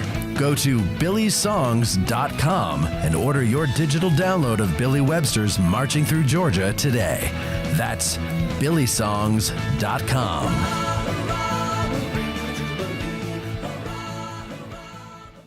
Seminary Ridge Museum and Education Center, Gettysburg's premier museum, is housed in the historic Lutheran Seminary building constructed in 1832, a witness to the first day of battle. The museum's 3 floors of exhibits connect visitors to the dilemmas that led to the Civil War, provide a powerful and personal view of the battle's first day, and explore one of the battlefield's largest hospitals. No visit to Seminary Ridge Museum and Education Center is complete without a guided tour of the building's famous cupola, where on the eve of battle, officers and civilians saw thousands of Confederate soldiers' campfires burning to the west, and Brigadier General John Buford watched for vital federal reinforcements as fighting erupted on the morning of July 1st. Today, you can stand where Buford stood and discover how this view helped chart the course of the Battle of Gettysburg. Your trip to Gettysburg is not complete without a serious visit to Seminary Ridge Museum and Education Center, Gettysburg's premier museum. Purchase tickets online at seminaryridgemuseum.org or call 717-339-1300. To get tickets or a cupola tour, listeners may call or walk in and mention Addressing Gettysburg, or by ordering online using the promo code AG1863 for 20% off. Seminary Ridge Museum and Education Center.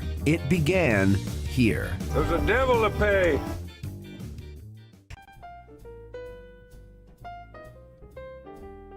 When you're dragging ass out of bed and the hair's mussed up on your head, you picture the 20th Maine and you're happy once again. Fight the battle against being slow with Little Ground Top, bro. When you're dragging ass out of bed, the hair's mussed up on your head. You picture the 20th Maine, and you're happy once again. Fight the battle against being slow with Little Ground Top Bro. Addressing Gettysburg's Little Ground Top by Bantam Roasters is available at 82 Steinware Avenue in Gettysburg or at addressinggettysburg.com/cafe. You're listening to Addressing Gettysburg. Else and miss the break, thereby missing the clue you need to win the $5,000 sweepstakes? So impatient. You're back with Matt and Beth. Mike, are you fucking serious?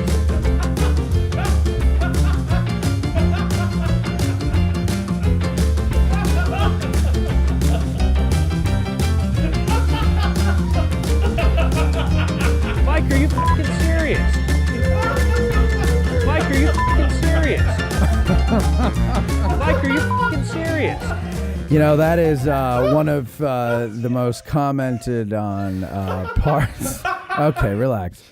A lot of people really like that that scene in the commercial where Mikey B steps out of the car dressed as a beaver, in honor, of course, of the most important life form that ever set foot on this battlefield here, the beaver. And he had a hard time with that, though. That line was very difficult for him. Oh, boy, was it. To get out. I didn't count it, but we are easily over 12 takes on the delivery of that line. Yeah. And it wasn't until a brilliant call by the director was made to give Court something else to do before we got the line properly delivered. And you'll get to see that and more in the bloopers, which I promised you. So we're going to play the bloopers for you now. Ready? And ready when you are. All righty.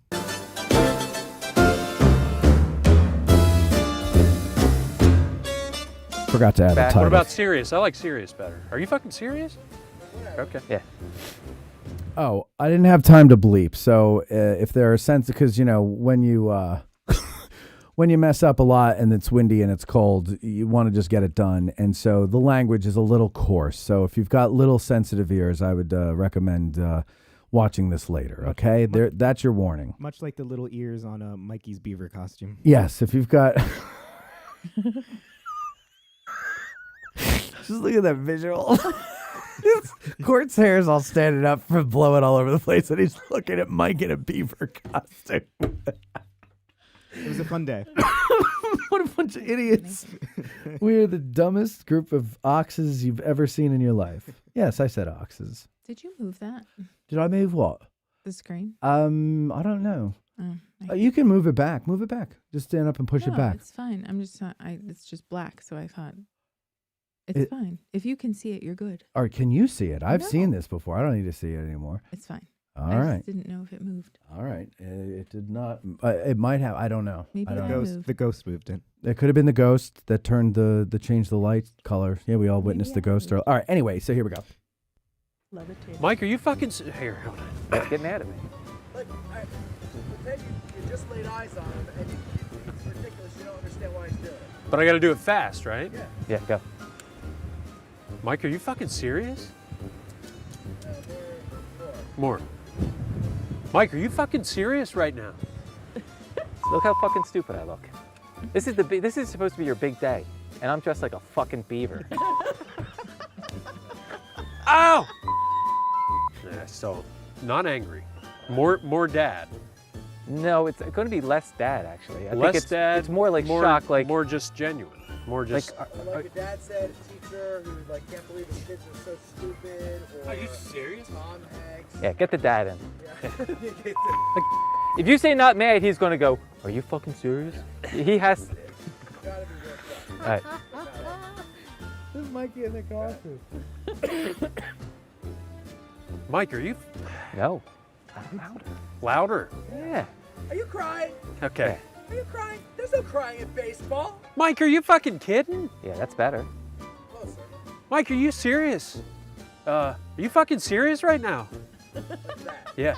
More on that. Mike, are you fucking serious right now? Go crazy with it. Are you fucking serious right now? Okay. Like that. Can I walk in and hit my mark here? Yeah.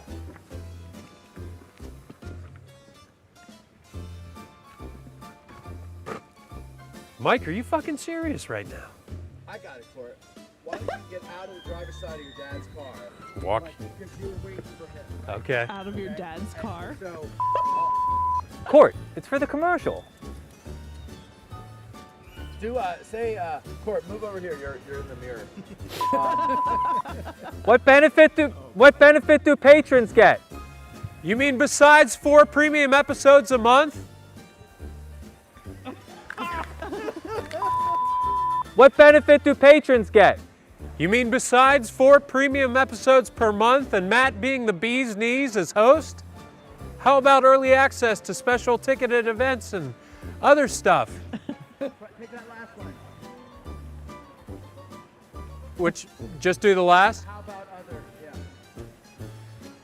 How about special early access to other events and things that patrons like? And other stuff? You mean besides 4 premium episodes per month and Matt being the bee's knees? Fuck. You mean besides Matt being the bee's knees as host and hold on. Mikey, tell us what's it like playing the beaver in this commercial? Fucking sucks. Oh, you don't like it? No. Although, That's a great beaver. I do. I've been looking at that bridge. I'm so hungry. I could eat the whole bridge. It looks delicious. Tad should have been the beaver. All right, let's try it. It is. All right. How do I do this? Try it again. I don't know where to stop. Right. Go ahead. Okay, hold on. It is. Yeah, that was good. How'd you do that? I don't know. Okay. All right, ready? Go ahead.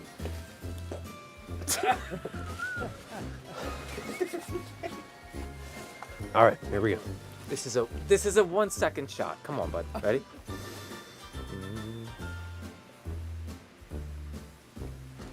It is. Okay, good. And just hold it there. Okay. That was it. And then, yeah, like. Gotta hold it. That was good. Don't laugh. You could go. You could do this. You could try being me. You could look like. Well, yeah, I'm trying to be natural, but this is the most. Okay. Good, hang on. It'll read well. Wonderful. Okay, go ahead. It is.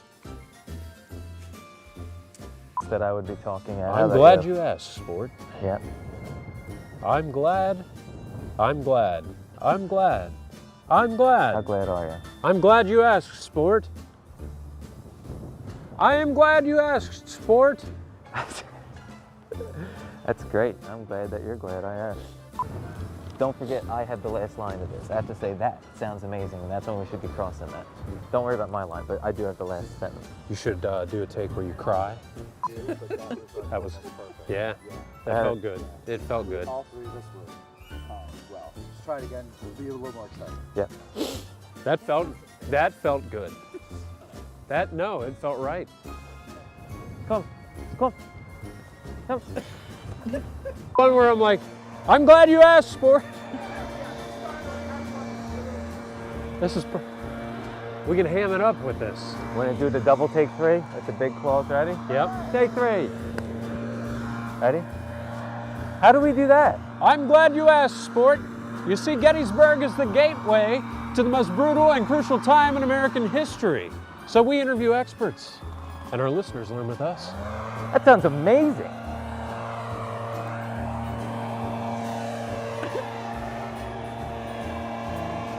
You're in awe, and I'll be like, you love this, please touch it.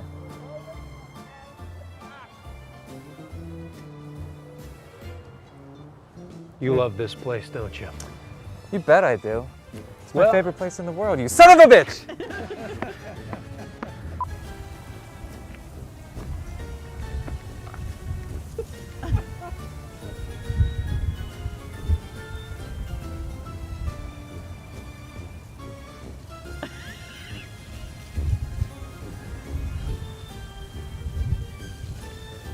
The hell are we staring at? We're getting the room tone.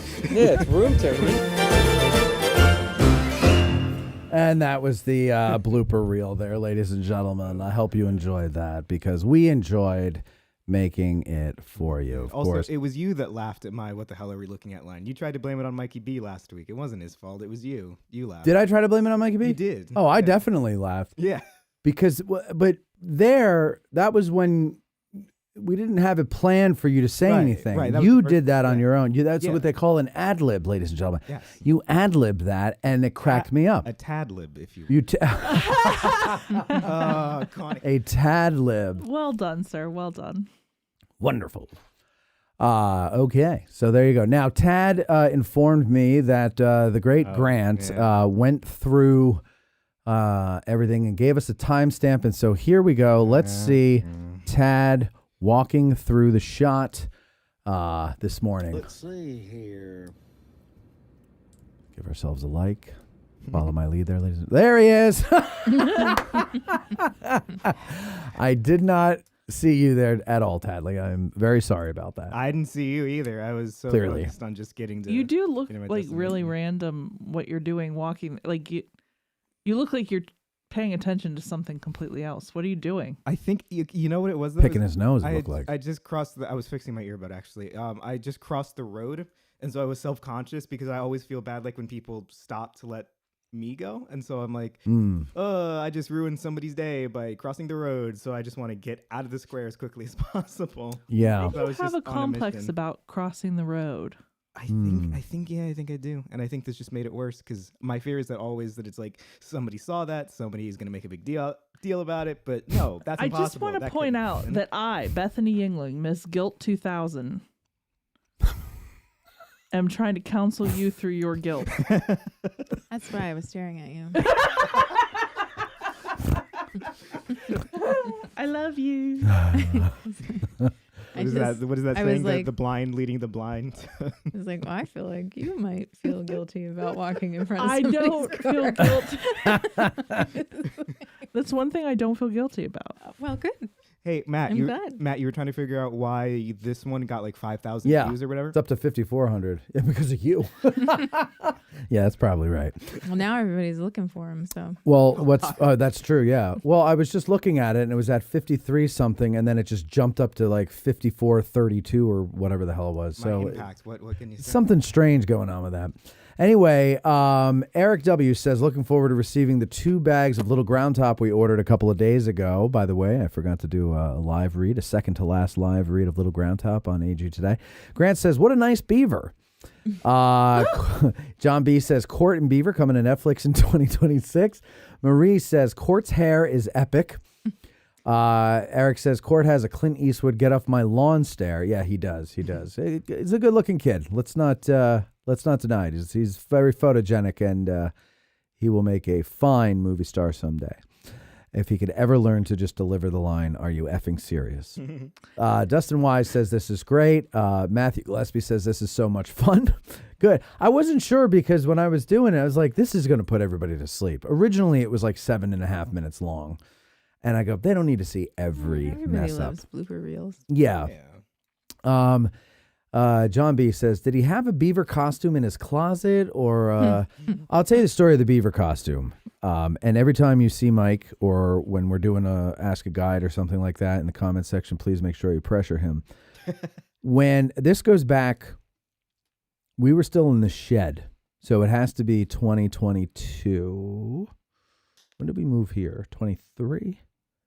So it's, 23. How long have I been doing this? I have June no of idea. 23, I moved in here. So 2022, and it was late 2022 because Eric wasn't there anymore. No, it was in the fall of 22 because Mike was working for Gettysburg, and we had the studio there still, and we're talking about the beaver situation, and we came up with this character called Bucky Beaver, and I was like, you have to come on AG Today as Bucky, because he was like, he does, the idea of Bucky Beaver is he's a beaver, but he's from like Brooklyn.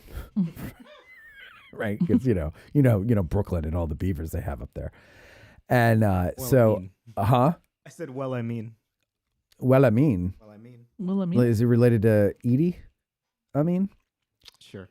Okay, I'll just pretend I didn't say that, and move on. Somebody else got the joke. Finish your sentence. I'm trying to find here. Hold on, let me see if I have it because I always have. So yeah, so like, wait, no, hold on. So the idea of Bucky Beaver. Take that off. The idea of Bucky Beaver was supposed to be this, like, so he talks, he's from Brooklyn and everything. But he's got the beaver voice, right? And so I'd ask him, ask him a question about, why are you, desecrating this sacred ground, sacred to human beings and everything. What? You think, well, my people were here. We were getting the shit kicked out of us by all of the predators around here for years before you people came around. Like, what are you talking about? Whatever. And he used to have this attitude, Bucky Beaver. And so I'm like, this is great. I go on Amazon. I spend $40 on a stupid kid's costume.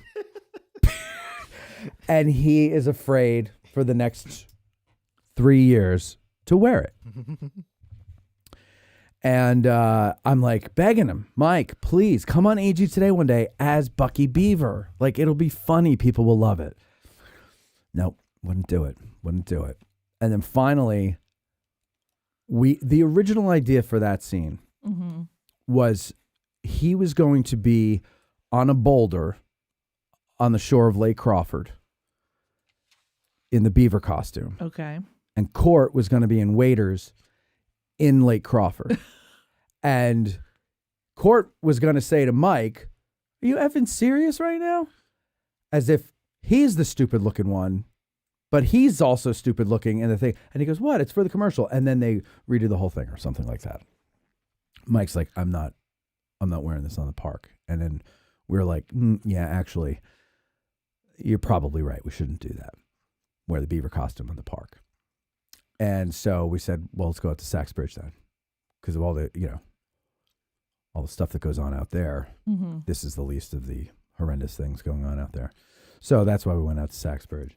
It's supposed to represent Lake Crawford, even though it's not actually Lake Crawford. But at least I got him to do this here. Not as Bucky Beaver, but as Mike in a beaver costume. Mikey Beaver.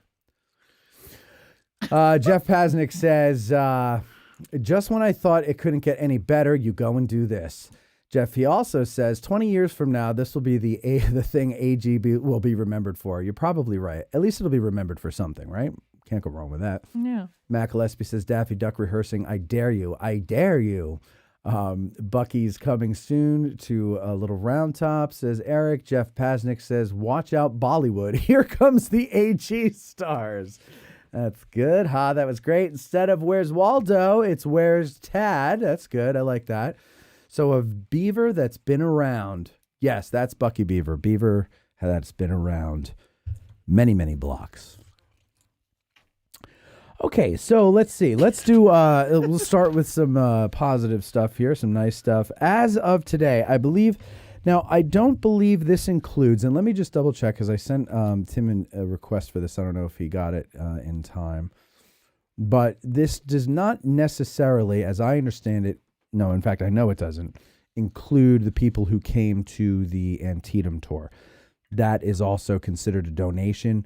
50% of that went to, 50% of what was left over after costs went to Digital History Pioneers.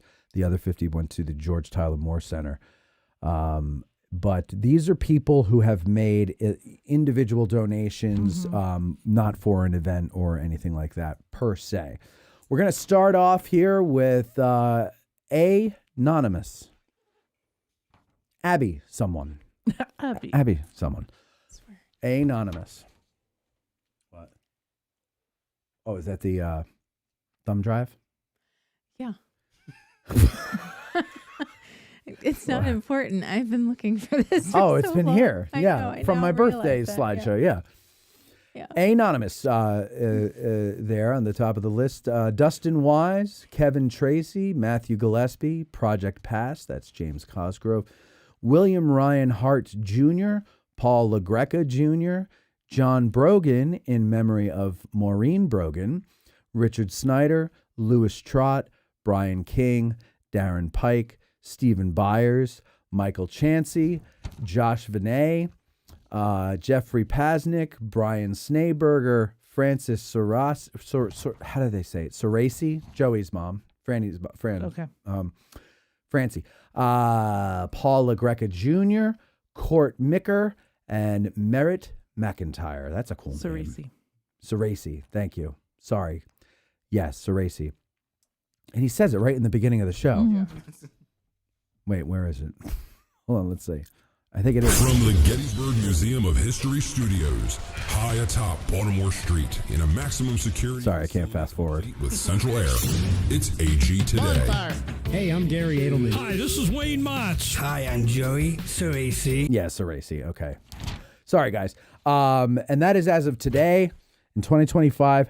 I have to say, I'm pleasantly surprised and impressed with all of you guys for coming to our aid, and it has helped in many, many ways.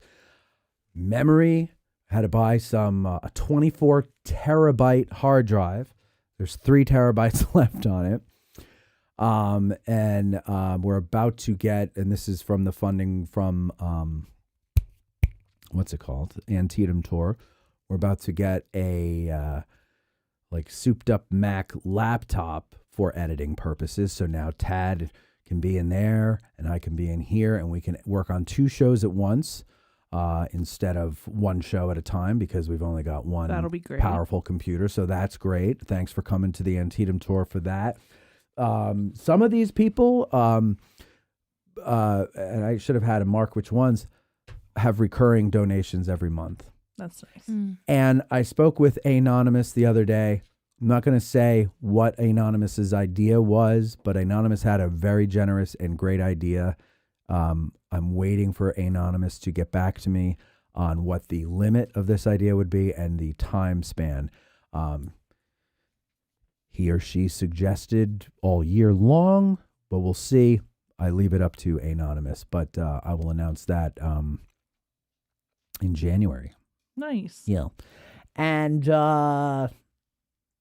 other things that I will announce once they're set in stone, but good things coming out of that. So thank you all very, very, very, very, very, very, very, very, very, very, very, very much for all of your support as patrons, as people who buy T-shirts, as people who do super chats, people who do donations to Digital History Pioneers. It all really helps, and it really does mean a lot to me. It is. I'm very uncomfortable with certain things. When you spend 39 years, telling yourself you're a worthless piece of shit, and then all of a sudden people seem to find value in you, it's very hard to switch gears. It doesn't happen overnight. 7 years later, it still really hasn't improved much. And so, but I try to remember that people wouldn't do that if they didn't mean it. Mm-hmm. And so I really appreciate it. And it's 24 and 25 were kind of really rough years for me professionally. I'm starting to hit the wall. Like I'm starting to get run down and exhausted. And so these things are coming in just in the nick of time. The things that I haven't really talked about yet, but will once they're ready. They're going to be lifesavers, literally. So thank you all. Next week is Thanksgiving, so I'm going to be grateful and thankful, and I'm going to thank you all for all this stuff. Now, what is happening to AG today in 2026? Before we get into it, I will say AG today started for two purposes, maybe three. One, to connect more directly with the audience and have fun with them. To have fun for me to keep doing this, making it, fun for me to do. I'm a person who likes to laugh, and I like to try to make other people laugh.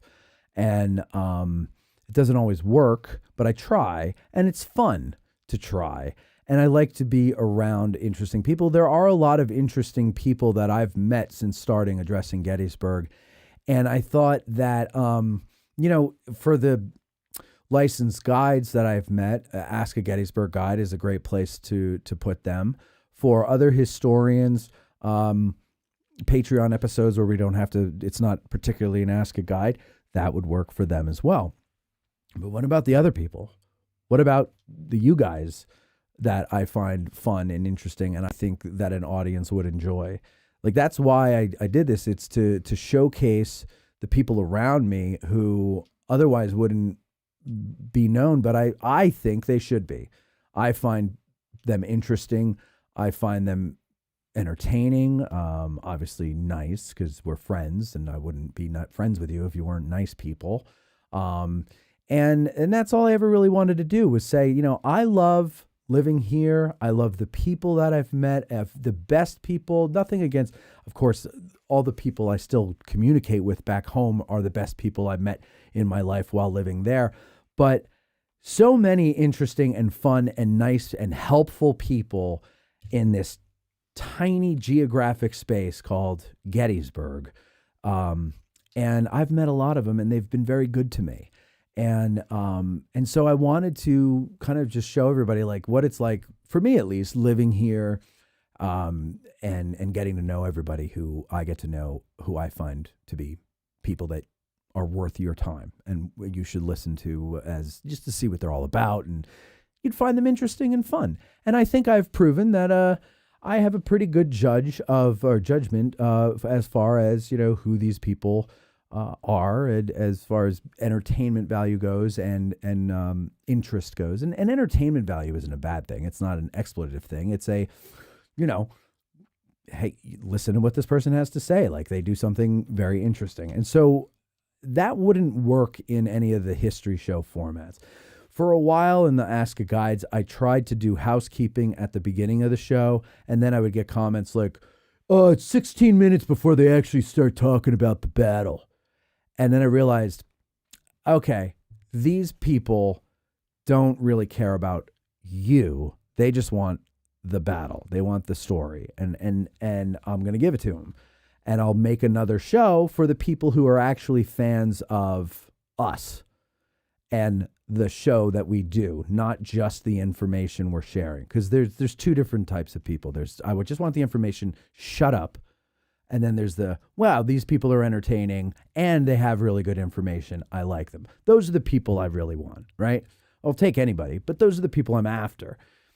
So you still have to do housekeeping. You're trying to build an audience. And the one thing that a lot of people tell me, which I didn't really realize until maybe just a couple weeks ago, but I forget who I was talking to, but they're like, the one thing that you've done, which is so unique and good, is that you've actually built a community.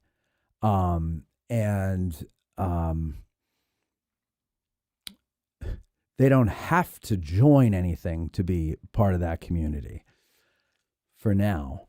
No, I'm just kidding. They don't. And that, was just something that I was like, well, exploring all this history, exploring the battlefield is fun to do alone, but it's so much more fun to do it with other people because everybody hones in on a different aspect of it. And if I want my knowledge to grow and if I want my understanding to grow, I want to be around people who hone in on all different things. Because I'm more of a 30,000 foot guy. I've only recently started getting into the nitty gritty and the interest in the individual soldier. I was always a high command guy. I'm more interested in that. How the hell do you move these huge bodies of human beings to go and do all that? That's fascinating to me, right? Plus, I always fancied myself in general. So, yeah, where was I going? Oh, so I thought, well, I'm sure if I feel that way, there's got to be other people that feel that way, that, a community of like-minded people is the way to go. So I just started doing things that I would like to see. I started to do things that I didn't see the powers that be doing. And if they did do it, I didn't think they did it well. I think they missed human connection. And so I was like, well, I might as well do that because I'm not some corporate entity or corporatized entity or anything like that. Corporate overlord. I don't have a corporate overlord. We're just like a grassroots type of thing, right? It's just a regular guy who literally had nothing to lose and everything to gain when he started doing this. And so that's the whole community thing. And frankly, I love it. Like it is exhausting because it's hard to keep track of all the people that you've met and know and everything. But people are so nice and they're generous. And, I get people coming to town for a weekend and they invite me out to dinner. I can't always accept anymore. I used to accept all the time because I felt like I need to connect with people. And it's, I don't remember if it was the Sioux but there was some Native American, maybe it's many of them. I don't know, but I forget who I was reading about, but in their culture, if someone gives you a gift and you refuse, it's an insult. And other cultures, it's not just natives. And I'm like, that's something I have to remember because I try to do I don't try to, I do the like, oh, no, you don't need to do that and everything like that. But then I realized like I'm throwing that kind gesture back in their face. So I've, learned to accept, but also I can't possibly, there aren't enough hours in the day to keep up with all that stuff and not enough energy in my body anymore. So, but I still do it when possible because it is a nice thing to do. And I don't want to refuse kindness. So I don't know how I got into that whole thing, but AG today. I was going to say that felt very much like a goodbye for some reason. And I was like, what are you doing, Matt? Well, it's not a goodbye, but it's a things are going to change in the coming year because they have to change. the community thing isn't going anywhere. I mean, that I think is our strength. And so but it has to be modified as a life-saving measure for me because I can't. So, Eric Houston, God bless him, he said to me at one of the tavern talks, I believe it was, he took me aside and he goes, all right, listen, if I say I'm going to help somebody, I go balls to the wall. So the only way I'm going to be able to do that is if at a certain point you just get the out of my way. And I was like, okay. And he's like, no, I'm serious. And I go, no. I've been dying for somebody to tell me that. I got this. Get out of my way. Mm-hmm. And so Eric I had a phone meeting with Lewis about the Get Out of the Car tours this year. He put the schedule together. I said, okay, this looks good. When do we want to do which one and all that? And we figured that all out. I put it down. I shared that with Eric and Mike Stretch. And I said, okay, Eric, it's in your hands now. You work with Lewis and you work with Mike to get the schedule up on the website. I wash my hands of it. Nice. I'll see you in April, right? And we'll see how that goes. We'll see if anything actually happens. I think it will because he already called me about, permits and all that other stuff. So things are changing in that regard. I'm not going to be as hands-on, at least with that. The format of it's changing. I can't. Too many other things to do. And a couple of other pieces of good news coming in the coming year. I'll tell you in the new year. But AG Today is something that is going over to YouTube. Patreon. I've been talking about it for a while. And there's a few reasons. One reason, the earliest reason, goes back a couple years. Actually, it goes back to the beginning of AG Today, prior to actually starting it, which was this could be a good thing or it could be a bad thing. And I think overall, I wouldn't say it was either. I would say it's probably a 50-50 thing. I think it has turned off people that would otherwise listen to our history shows. I think it has confused people. I know because I've seen comments like, I thought this was a history channel, right? And every time I'd see that, I'm like, yeah, if that one person is taking the time to write it, there's probably 100 others who had the same thought and just turned it off and never come back. Mm-hmm. But recently, and then also I've heard, from people who I respect, that, they like the history shows, they like the amount of humor we put in it, but this show is ridiculous. And, they wish that we wouldn't do this. And like, I'm talking like 3 people, right? But I respect them. Yeah.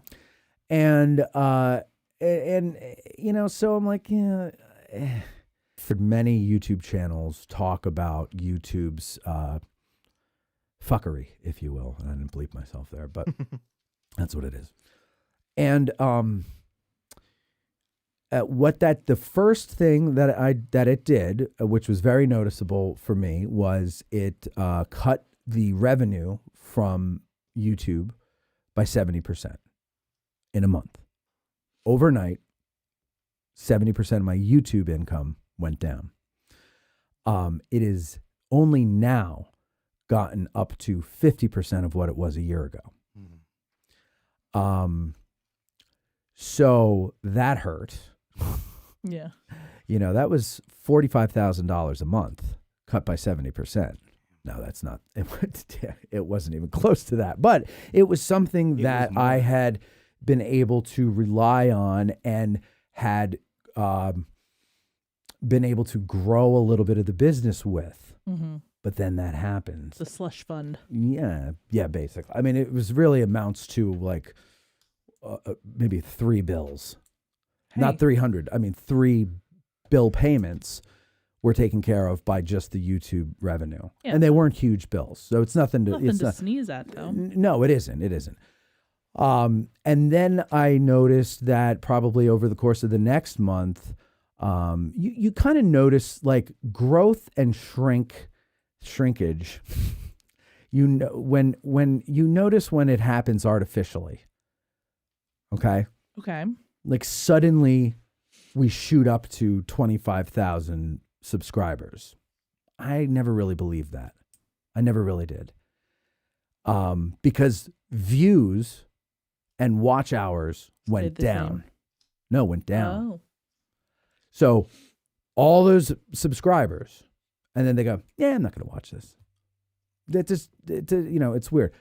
So then I started digging. And I'm finding that all channels, a lot of people say it was just History Channels. We were talking about this before. It's not just History Channels. All channels are complaining about this. Mm-hmm. And then but finding out why, finding out what exactly, like YouTube doesn't necessarily tell you how everything works. There is information that YouTubers can get strictly for them from YouTube, but they're always kind of vague. And it's always like, well, we want you to make videos like this now, which means then I'd have to change the way I do my stuff. And then therefore I would be lying to my audience. Like I would not be doing a genuine show. I would be doing what YouTube wants me to do so that I can get clicks and more revenue. And as much as I need more revenue, integrity is still a little important to me. And so I just can't do that because a bunch of 28-year-old tech geeks decided that's the best thing. Be nice. They're probably like in their early 30s. You're right. 31-year-old tech geeks. So one of the things I learned was that YouTube's algorithm looks at your body of work and it sees what gets the most traction, and then it decides that's what we want it to be. So Ask a Guide's always got the most views. So we want it to be Ask a Gettysburg Guide. All the time. All the time. When I put up, it's still a Civil War history show, but it's an interview with an author on Patreon, and I make it free and I put it on YouTube. Never does what an Ask a Guide does. So it's not even that it wants me to be a history channel. It wants me to do, basically, as I learned today, driving videos and Ask a Guides. So, those are very different things. Yes, but the driving videos on a cell phone are done portrait and can be made into shorts. And now they have this feature where when it's finished, it goes through and it'll pick a random short for that's like 30 seconds long, and it'll suggest it. And if you like it, you can name it and you can make it public. Yeah. So that's creepy a little. Yeah, it is. But that's what it wants you to do. Okay, fine. Whatever. We'll do that, and we'll do the Ask a Guides. But I do enjoy doing this. I have fun with you. I have fun with everybody here. I like that Cindy's here. I like that, enjoy the circus that I've created. Mm-hmm. And I love the fact that you guys go along with it. Mm-hmm. But it takes up a lot of my time. Mm-hmm. And it is not actually helping the growth. It is actually constricting the growth on YouTube. And it's really, YouTube is really the only place it goes. I put the audio over on Patreon as of now, but it's a YouTube show. Well, that's changing. So we're going to do it on Patreon now. So for those of you who are the proud freeloaders, I love you too. And because I love you, it is going to be free over there. So I think you're going to have to, I should check this out. I think you're going to have to create an account on Patreon, but you don't have to pay to have an account. It's like any other thing. You just make an account, and then you can go and follow whoever you want for free. You can follow us for free, and you can watch the show for free because I'm going to make it available to all until June. And then it is going to be patron only. And the reason for that is because this is something that, I lean on the patrons a lot for advice. And I let them know what we're planning, what we're thinking of doing ahead of time. And they're very much in the loop. And the vast majority of people who comment on the show and watch it regularly are patrons. And it makes sense because they pay every month. So they're the true believers, like they're the true fans. And they would have more of an interest in the personalities behind the show. And so eventually we're going to make it exclusively for them, because really it was always created for them. And I hoped it would be a catch-all if I did it on Facebook originally or YouTube, and it would bring in more people, but I think the opposite has happened. So that's the plan. January, it's free for everybody. June, it's patron only. And it will be patrons above the $5 level. Also, I'm probably going to come up with new tiers on Patreon. They're going to be a couple dollars each higher. I never adjusted for inflation, which also I think hurt, but I didn't want to do that. But I found out that you can do it. Now, it's not, if you're at, say, the $15 level and that's more than you want to spend, but you spend it anyway, nothing's going to change as long as you stay there. But when you cancel and want to come back a few months later, that tier will be gone. So it'll be there for the people who are still there when the change happens. You cancel and come back later, you're going to have to go to the new, I think it'll be like $18. So it'll go, to that new tier there. So keep that in mind. But that's something I have to do. You gotta put food on the table. You gotta keep the bills paid in the business, and that's that there. So the other thing is, AG Today will be a once a month show instead of once a week on Patreon. And another thing I learned about YouTube from Anonymous was listening to another YouTuber that Anonymous follows.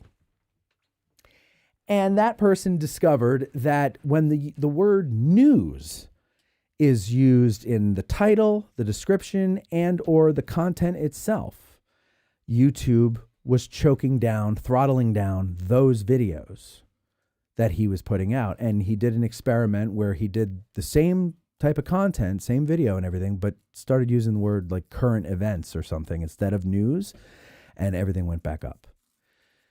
And that is odd.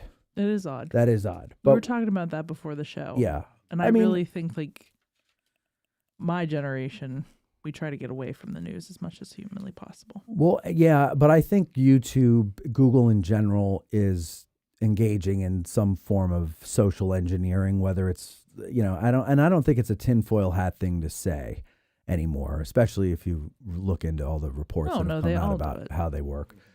So anyway, I think it has more to do with that. So today we're calling the news well, it doesn't matter. I've already said the word, but damn it, Matt. Yeah, sorry.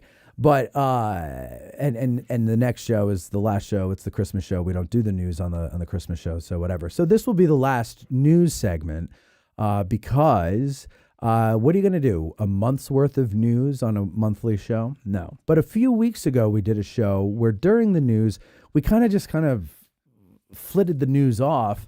And I think it was you, wasn't it? Where you're like, what's everybody's favorite line from a comedy movie or something? Like you threw that out, and then I think I just started reciting lines, or either way. But that got us all going around the room and everything, and then the audience was participating. And for days after that, I was getting comments or messages from members of the audience who saw it, and they were like, "Oh, that was such a great show," and I thought it was too, and I very rarely in the midst of a show feel like we're doing a good show. And it's nothing against you guys. It's mostly to do with me. I feel like I have to be the most on out of everybody. And when I'm not, I think it's a sucky show. So, but that show, I actually felt like, wow, this is actually really good because we're just having a free-flowing conversation and nobody seems to be holding back. Everybody's just loose and having fun. That's what I've been trying to get since 2021, I think, when we started doing it, where none of us are holding back and we're just having fun. So there was no rhyme or reason. There wasn't. No, it was just a natural thing that happened amongst us, right? But I thought, well, maybe then the news segment after the new year should just be open-ended conversation where we all just kind of see whatever there is to talk about. We talk about it. So I do feel like that was when Yanni was here. So we were drunk, is what you're saying? I think it was the one after that. I don't remember. I don't remember. But either way, Yeah, no one remembers. We we were drunk. We have. We don't remember. Either way, it was fun. We had a fun time, and the audience had fun with us. But like I was saying to you before, Beth, we were all really actually connecting Yeah. with each other. What's what happens when we go out to eat afterwards? Yeah, but We're all just- of us don't go out to eat. Yeah. So now everybody on the show was connecting, and we were connecting with each other, and the audience was watching that, and we were connecting with the audience. The audience likes to see people connect, and we connected with them because they were part of the conversation. And I don't know, I just thought that was a better way to go. So like I said, it's going to be for patrons, eventually exclusively for patrons, because we want to connect with the patrons. And they really are our support, like not only financially, but with advice, or just as like a sounding board. Like back in the spring, we had what I call the Council of War, and it was a Zoom session, and anybody who was interested came in, and we had like, I don't know, 30 people or something like that. And everybody, I told them, I was like, okay, here's the landscape that I'm dealing with. And I think I need to, for an undetermined amount of time, an indefinite amount of time, I need to scale back on my release of Patreon shows, because those were weekly. And because I need to start focusing on some other things in order to grow the business, because otherwise this is going to not last very long if I can't expand. And they were all cool. There was only one person who had anything negative to say, but he saved it for the next day, and he sent me an email. And he was like, well, I signed up because I like what you do. And I go, well, I'm trying to do more of what I do, but I'm trying to do it in different ways. I have to reach more people, and we have to reach younger people, because this history thing is going to die with us, because it ain't being taught in schools. And I don't care what anybody says in the audience. So, okay, good. You're a teacher and you teach history. Great. But I think that you're not teaching it to the best of you. You're not teaching it to your potential because there's somebody above you restricting that. Yeah. I know plenty of teachers who retired early or were too young to retire and just took a different career path because the school board imposed this wackadoodle shit on them, and they can't actually teach things that will be valuable. Yeah. Not just history. So it has to come from grassroots sources like us. It just does, because, and it has to come from people like myself, like JD, like everybody, James at Project Past, or we just love this stuff, and we would expose ourselves to it all the time without an audience. And we just were like, well, maybe other people need to see this too. And we do it. And so, and then communities form and everything like that. And so we learn together. I have no interest in ever speaking to you as an expert on history, because I'm still learning, and I find learning to be far more fun than preaching. And so, although I'm kind of preaching now, so, that's what we're trying to do. And we want to include more people as time goes on, meaning other shows. We want to produce other shows with other hosts that are about other things, not necessarily Civil War, not necessarily Gettysburg. We want to start really basically what we've got the seeds of starting to form now is a network, podcast network, a history podcast network. There's plenty of them out there. We want to have one of them.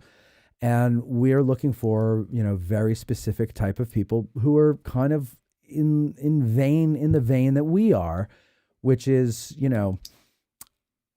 if you're a bona fide historian, you want to host your own show, and you're actually compelling and good, and you can do that and talk in front of a microphone and produce your own shit, good, we'll take you.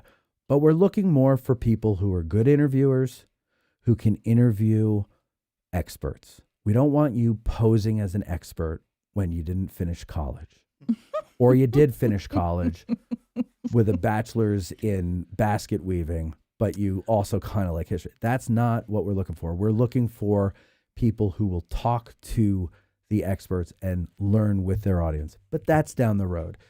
We have big plans. We have big ideas. That's not even getting into the documentary productions that we're talking about and everything like that.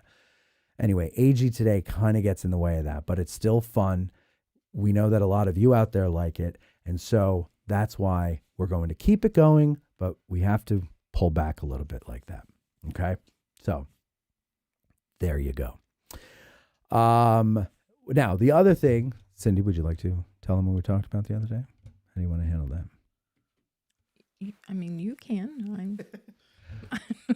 What? Well, Cindy and I were talking the other night, and That was a long-winded way for Matt to tell you that he fired me. I fired Cindy the other night. No. I did. I said, I've had enough with your shenanigans, prima donna I ways. can't stand seeing you every Thursday. That's not true. No. Go wait for me at home. That's what she said to me.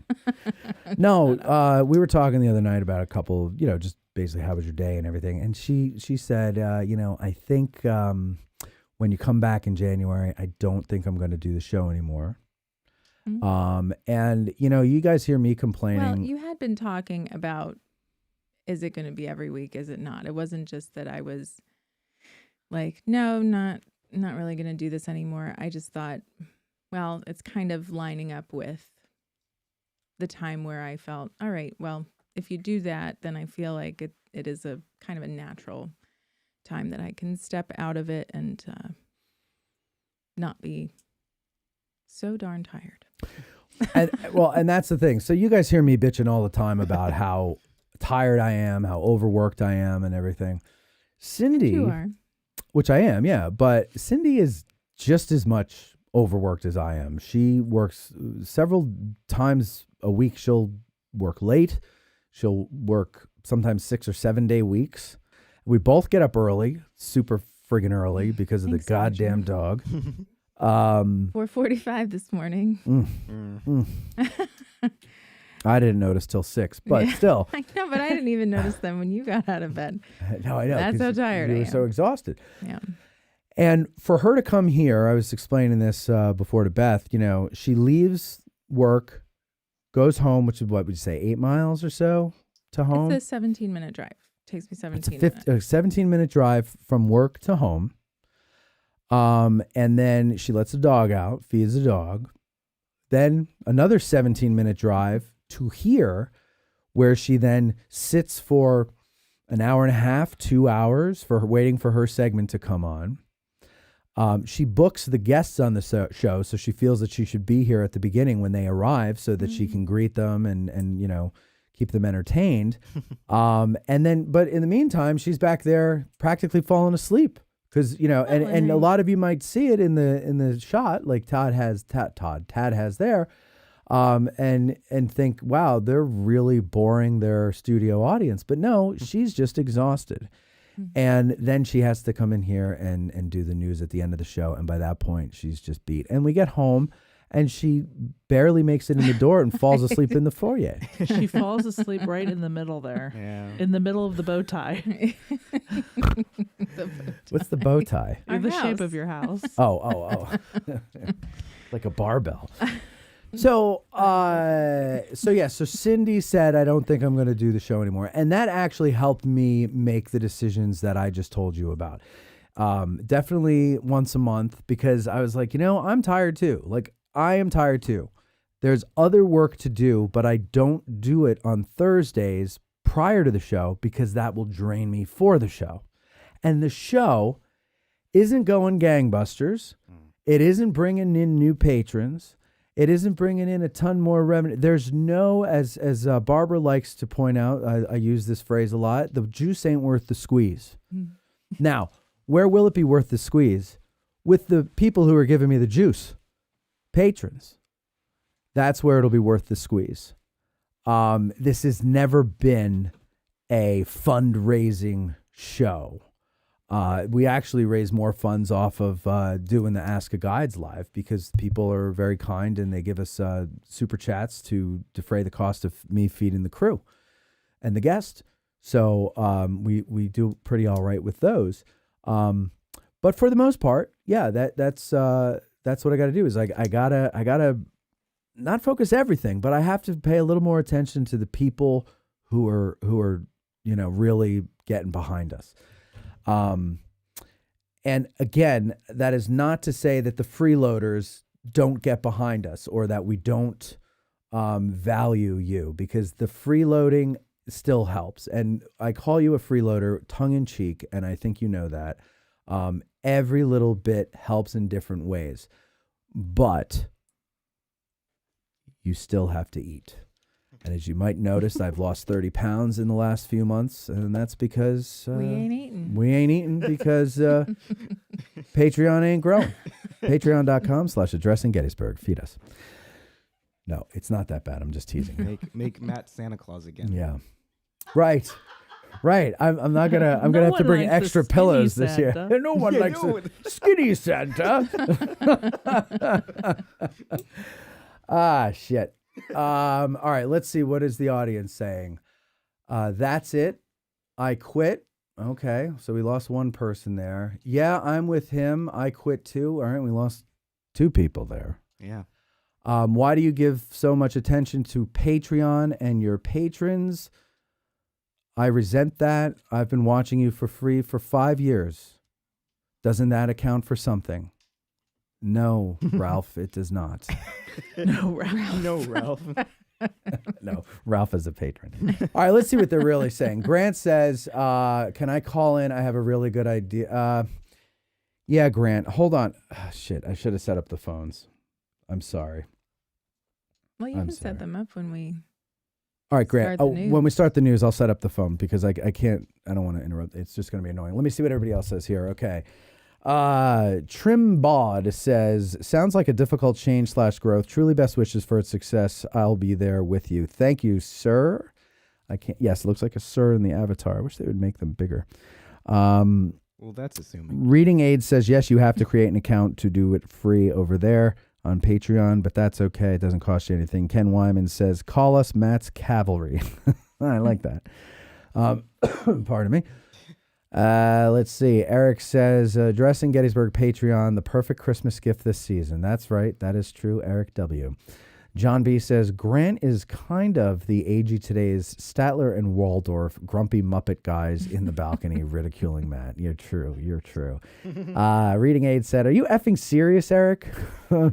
Also, Reading Aid says, that was hilarious. That was my wife's first episode. I guess, when we played the cartoon or commercial. No, we were talking about the one where... Oh, the quotes. Okay, yeah. Thank you.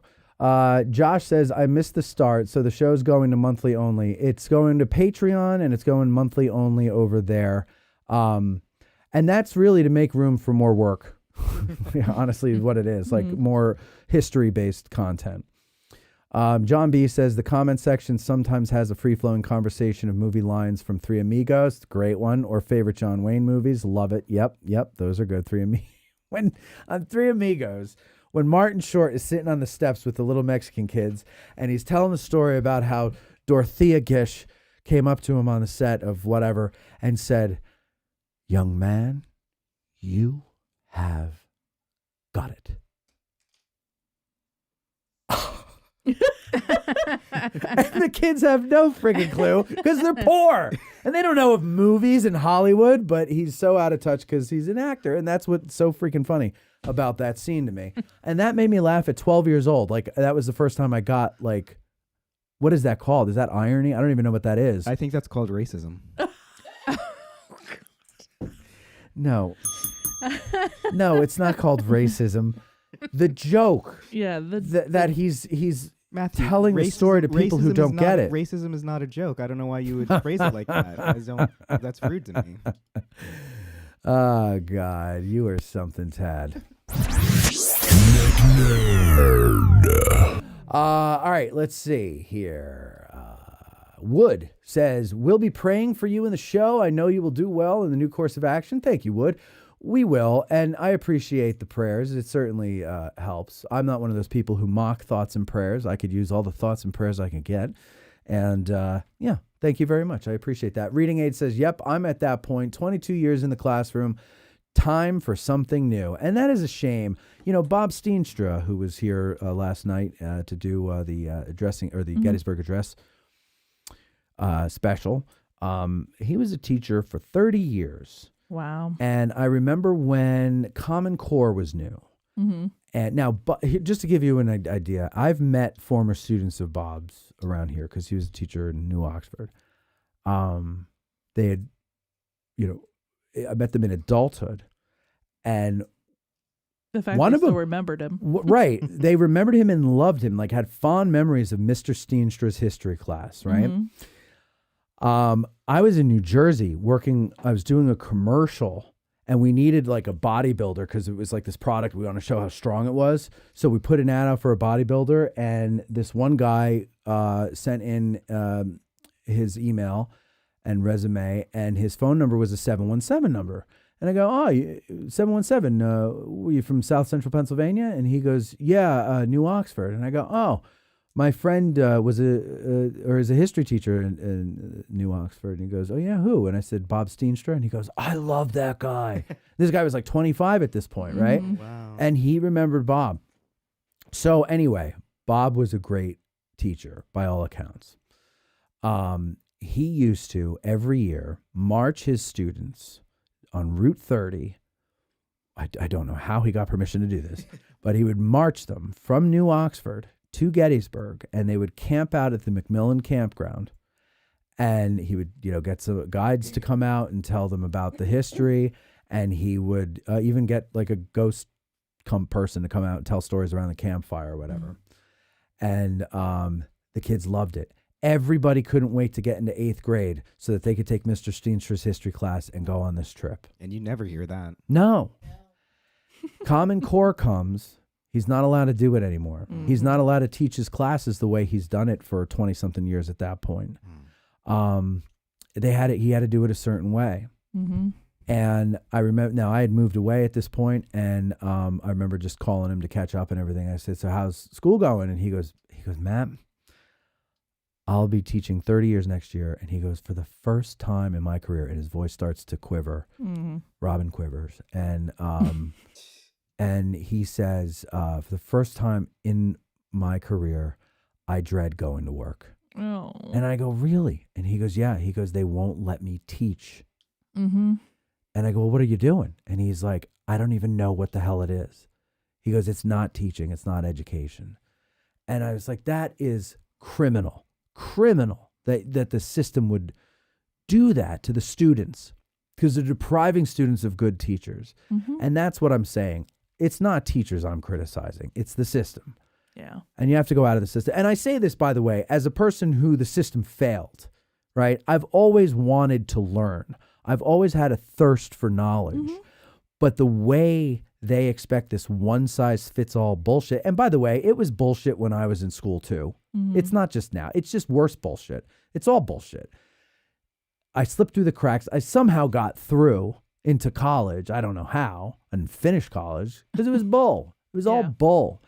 I've learned more, and I think most people are this way, but I've learned more on the merits of my own curiosity than anything else. And I love it. I love to learn. I love knowledge. I think it's great. And I think everybody needs it. And I see young people, a lot of them seeking it out themselves and finding people like us and all of our friends that do this. But other ones that are completely lost. And they're blowing around in the wind like an old dandelion. Well, they don't realize what they're missing. They don't know what they're missing because there's nobody around them. Parents too, who they just have no value on knowledge and education. Anyway, where the hell am I? What am I doing? I'm sorry. I'm on a roll. I haven't had anything to drink tonight. He's dehydrated, folks. I know. We've got to get going because Paige is home. All right, let me see. Cindy will be very missed. I understand her decision, but it will be tough to see her go. I agree, Grant. I like having her involved with this, and I think everybody does. I know Bethany and her are best friends. Yeah, no, she's still going to have a part in it, but she won't be here all the time. I'm sure you come by once in a while, right? And say hi to everybody. I'm sure you could do that. I'm sure. Cindy, blink twice if Matt is bullying you into leaving the show. No, he's not bullying. He just fired me. Eric says, as much as I would love to keep viewing AG Today weekly as is, I understand things change and longevity is key. Not all change is bad. Good luck with it. Yeah, I don't think this is bad. I think it's actually good. We're going to kind of reinforce and remind ourselves first and then everybody else what we really do here. And I've gotten a little distracted. I have to be honest with you. I'm a little too empathetic to be talking about death and maiming and destruction day in, day out. For you guys out there, like, it is, what is that? It's just trying to keep people engaged, I guess. I'm engaging enough. Okay? All right. Get back to me. All right. Okay. Now I forgot what I was saying. What was I saying? I don't remember. That we're firing I wasn't paying Cindy. attention. This is not firing Cindy. No, that. Oh, no. But that's one of the reasons we do AG Today. But then I realized, like, I'm putting out more AG Today shows. Those are weekly shows. When Ask a Guides are coming out twice a month. It's upside down. It's backwards. This is supposed to be a pressure valve. It's not supposed to be more work. The whole cooker. Mhm. The cooker is the history stuff. But this is something that I have to do for my own sanity, really. I mean, it is, it is no longer the movie Gettysburg in my head. It is a very real, dirty, smelly, messy, bloody, sad, horrendous thing. And this is a way for me to have fun and not go absolutely insane for these people. And, and then also knowing Colby and Eric, the producer, actual veterans, and talking to them and hearing what they went through. And that makes these stories of soldiers in the Civil War more personal to me because they're friends of mine who I love and respect. And I hear what they went through and how, as much as they can function, it still affected them, Yeah. And, I just think what a waste. It's not a waste. I mean, they're not wastes of people, but I mean, what a horrible thing to do to a generation of people is to send them off to these things that have no meaning. So anyway, I'm very sensitive to soldiers dying and I don't like it. And I think we should avoid it at all costs. And all this talk I hear with people saying, oh, we're headed for another civil war. They say it very flippantly and I don't disagree with them, but you better know what the hell that means. You don't want it. Yeah. It's a terrible thing. People forget about that. Like before COVID happened, people talked about those types of events like, this will someday happen. It'll never happen. And then when it actually happened, people were like, what the? Like, you're not prepared for what's actually going to happen to you. Yeah. That's what's the crazy part about it. That's why they're called really bad things. Yes. Right. All right. So enough of that, okay? I think you've all heard enough from me. This is a good change. It will be a good change. You just wait and see. I'm a little more hopeful than I was just 4 days ago about the future of it, that I can really focus on what's important. I think you guys understand that. A little something that we don't always bring out like we used to, but before we get into the news, the final news of 2025 and perhaps forever. Ever. Ladies and gentlemen, I'd like to bring back something that we always used to do as a salute to people who made a good joke in a phone call or a comment, people who just had a good email, for example, or just did something good. We would give them the coveted Dan Butterfield. And tonight, perhaps the last one of 2025, I would like to give my dear darling Cindy a Dan Butterfield for the work she has done on this show. Dan, Butterfield.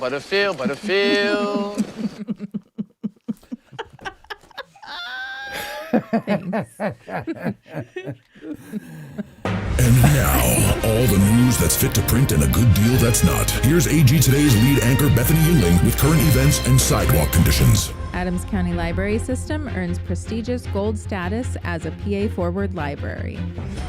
Former Gettysburg Times publisher sentenced to single day in prison for theft of packages. Australian prisoner sues Victoria's Department of Justice and Community Safety for his human right to eat Vegemite. Gettysburg National Military Park celebrates anniversary of Gettysburg Address as 16 new citizens make citizenship oath. All this and more. Well, let's talk about big balls. News. Hey, by the way, this little device here is from Mikey B. Listen here. Listen.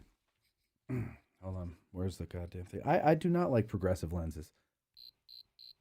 Okay, you hear that little cricket? Okay. What I want to know. Go ahead. I want to know Yeah. how it was going off in the other room when he wasn't here. Well, let me tell you a little story. I promise it'll be quick. Mikey B calls me one day and he goes, Matt, I have the greatest thing ever. And I was like, what is it? And he goes, my friend, Jeff, has been pranking his boss for the last 6 months with this little device that he hid in his office, and it's driving him nuts. And I'm like, what is it? And he goes, it just makes a cricket sound. And his boss thinks there's a cricket somewhere in his office, and it drives him freaking nuts. And he goes, the battery lasts forever. And he goes, but just in case, I bought 5 of them. So he gave me this one to put somewhere to prank everyone. I hid it in the acoustic foam in the back there. And go ahead, tell me. Tad, you can join this too because you were a victim as well. Well, and 6 questions. I want to know. I want to know how. Well, because once you turn it on, it doesn't stop. It just goes. Yeah. So Okay. there's different. So it's like okay. a timer. Yeah. Yeah. It's on a timer. Okay. Right? Because every time that I have seen it since somebody has made it cricket. Right. No, nobody has. It's just on.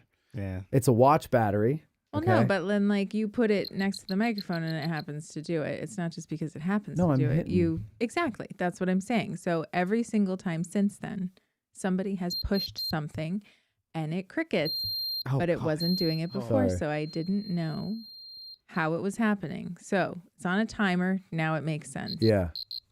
Anyway, there's different cricket sounds you can make. It was laying on the floor over here, and it's upside down, and it looked like a piece of a bomb landmine. or something. Yeah.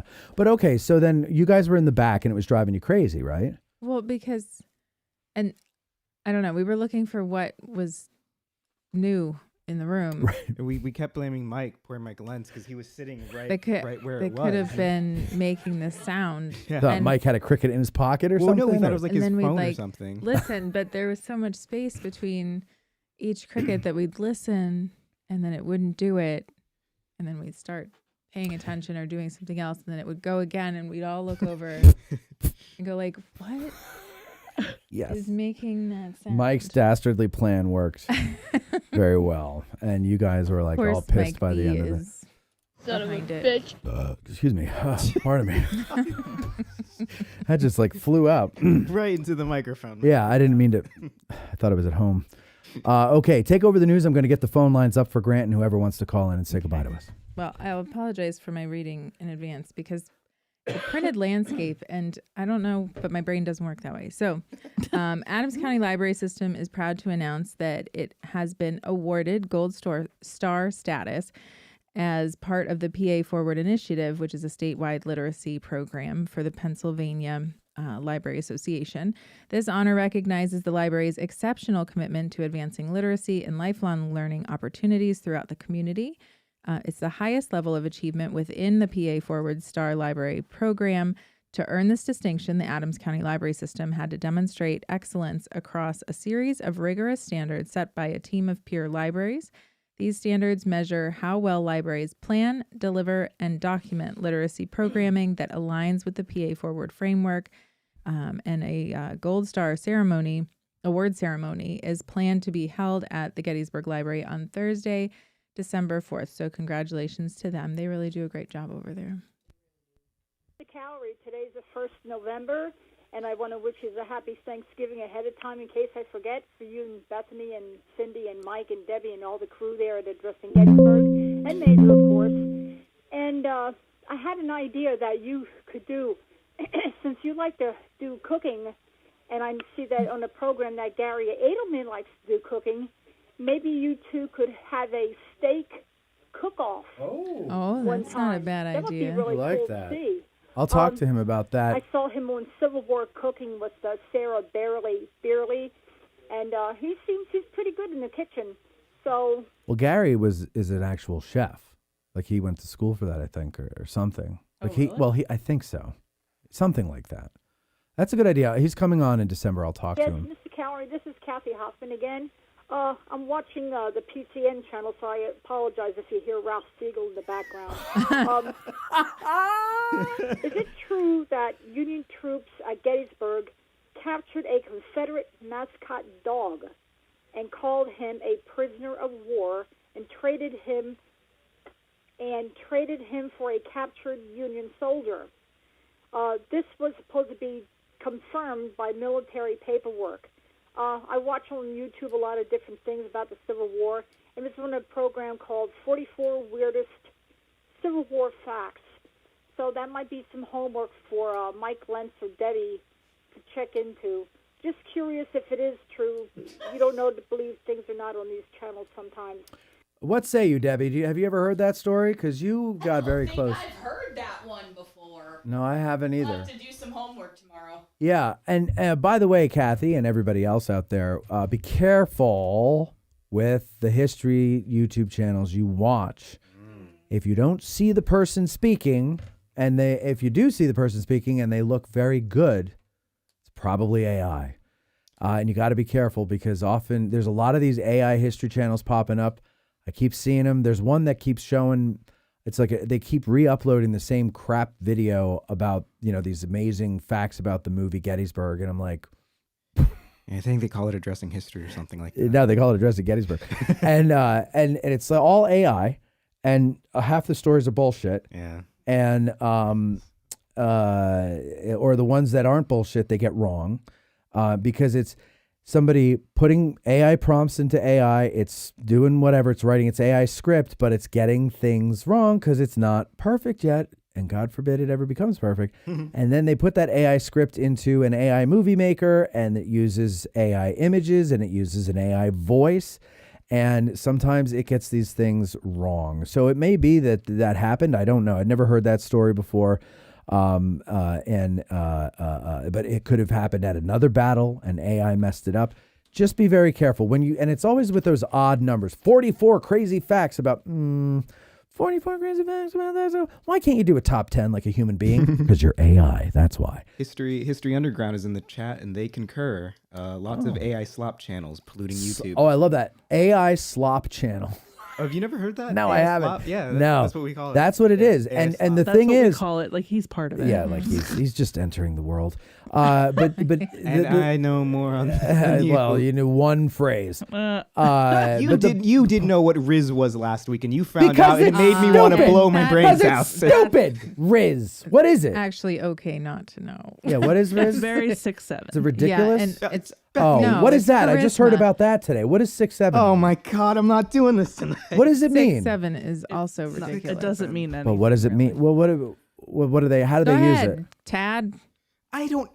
Sorry, that's wrong. I don't even know what it means. I don't know. Ezra got off the bus yesterday and started going 6'7". Yeah, no, this is Gen Alpha shit. I don't know what this is. He's 5. Okay, well, he's Gen Beta, but like the majority of this is Gen Callie, Alpha. this is Kathy Hoffman again. I know this is the third time I called you today, but I just remembered that Gary Edelman was a vegetarian. Maybe you two... I will cook a better steak than Gary. Yes. No, I'm sure Gary can still cook a steak, and I'll just be the judge and eat them both. Get together and come up with I like that idea, Kathy. And Kathy, I'm sorry, there's a lot of voicemails going back to September in here, and I just haven't been checking them, and it's nothing against you. And for the last show, I promise we will go through them and we will answer your questions. I thank you very much. You are a very sweet lady, and I'm sorry I never responded to your latest letter, but I just have been swamped. But I love that you write them. I do read them, and I have a special folder where I put all the letters from people, because people do write letters still. People do actually write letters, and I save them in a folder because when this is all over someday, I want to remember this because it's probably going to prove to be the best time of my life is when I'm doing the show here. In spite of Bethany. Okay. All right, go ahead. I'm going to get the phones up. Of the Gettysburg Times was sentenced to a single day in prison as a result of stealing multiple packages from the Gettysburg post office. Harry Hartman, 54, of Garnet Valley in Delaware County, the Times' former publisher, had been charged on June 5th, 2025, with a felony count of mail theft involving the theft of multiple packages from the Gettysburg Post Office. On Tuesday, November 18, 2025, Hartman was sentenced to 1 day in prison by the United States District Judge. Court records filed by the U.S. District Court for the Middle District of Pennsylvania showed. The sentence was to be completed by the end of the day, the sentencing document stated. In addition, Hartman is required to pay $1,300 from the sentence with a $100 assessment fee and a $1,200 fine, the documents state. Hartman is additionally required to submit a DNA sample. I don't know why. Hartman previously entered a guilty plea. I think if you're in the June system 24th. for anything now, they just take a DNA sample to have on record.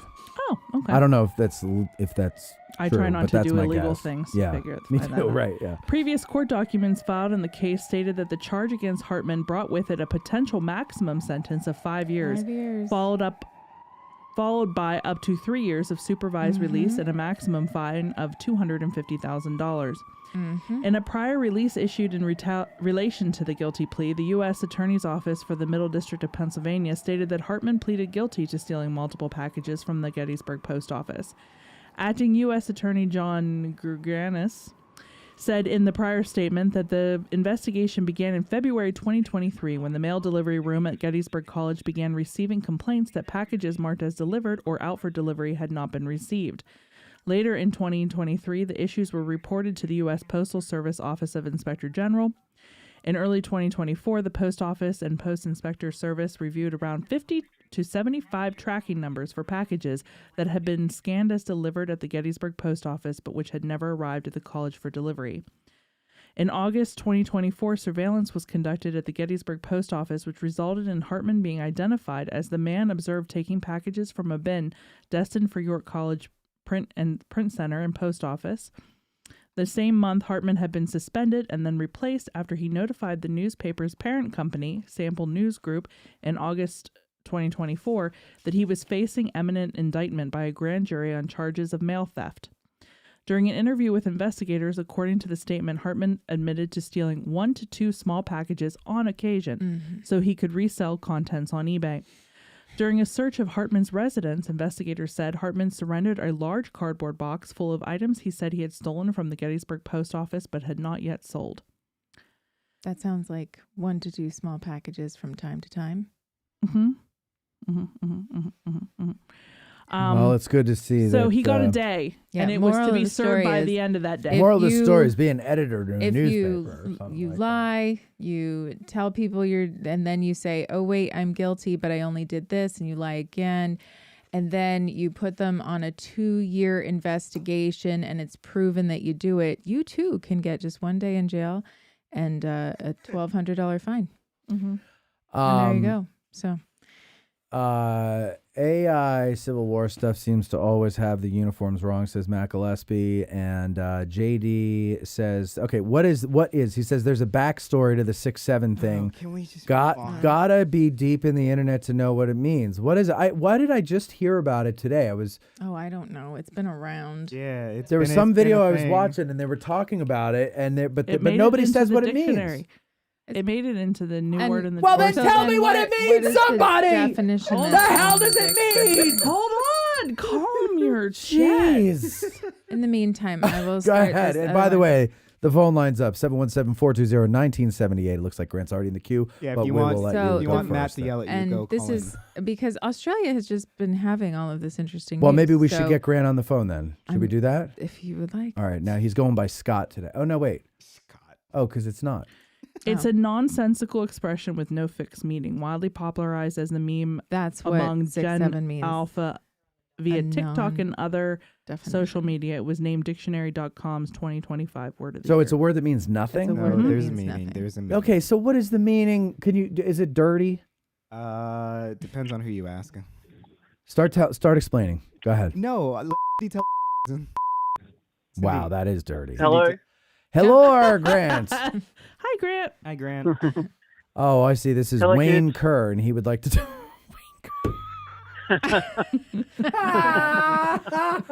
Matt. Let's go to Wanker on the phone. Wanker. Not the first time I've been called that. Go ahead, Or the Wayne. last. Wayne Kerr. Go ahead. You're on the air.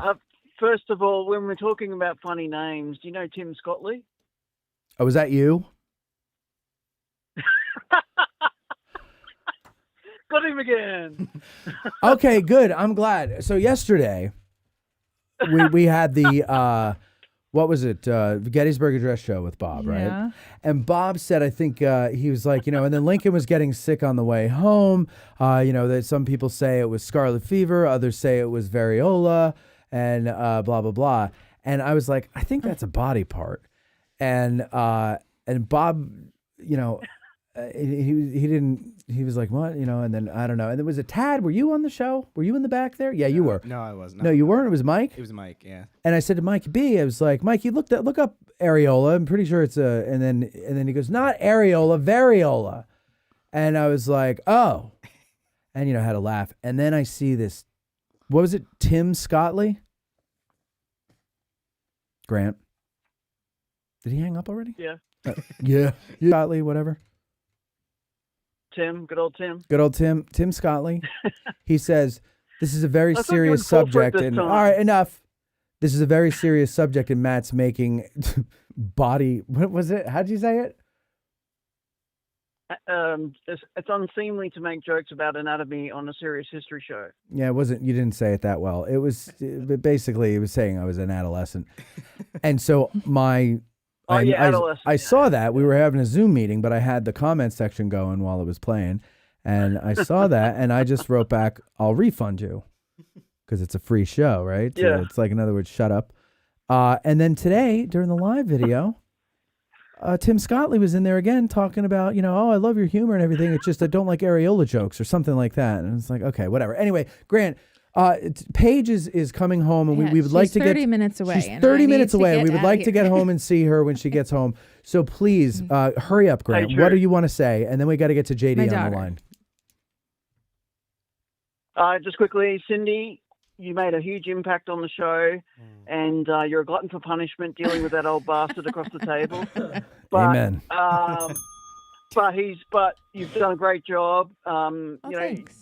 Bethany was always wondering if you were going to Yoko Ono addressing Gettysburg, but you were great on the show. Wow. I never thought that. Yoko or Nor. Or nor. But anyways, we'll miss you and everything. Just my idea quickly for next year in AG. Now that it's going to be once a month, this could be a cool segment to get a bit more audience Mike, are you participation. fucking serious? Oh, I'm serious. I was thinking addressing Gettysburg in the wild, meaning people who see what they think the lookalikes. Grant, wait.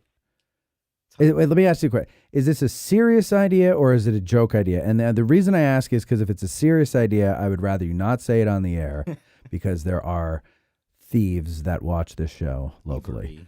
And oh yes, I know who you're referring yes, to. you know who I'm referring to. So I would ask you if it's serious, tell me in private. If it's not, go ahead. Okay, well, it's a serious idea. Okay. It would be fun, and you All would right. want to do it. Yeah, I would. And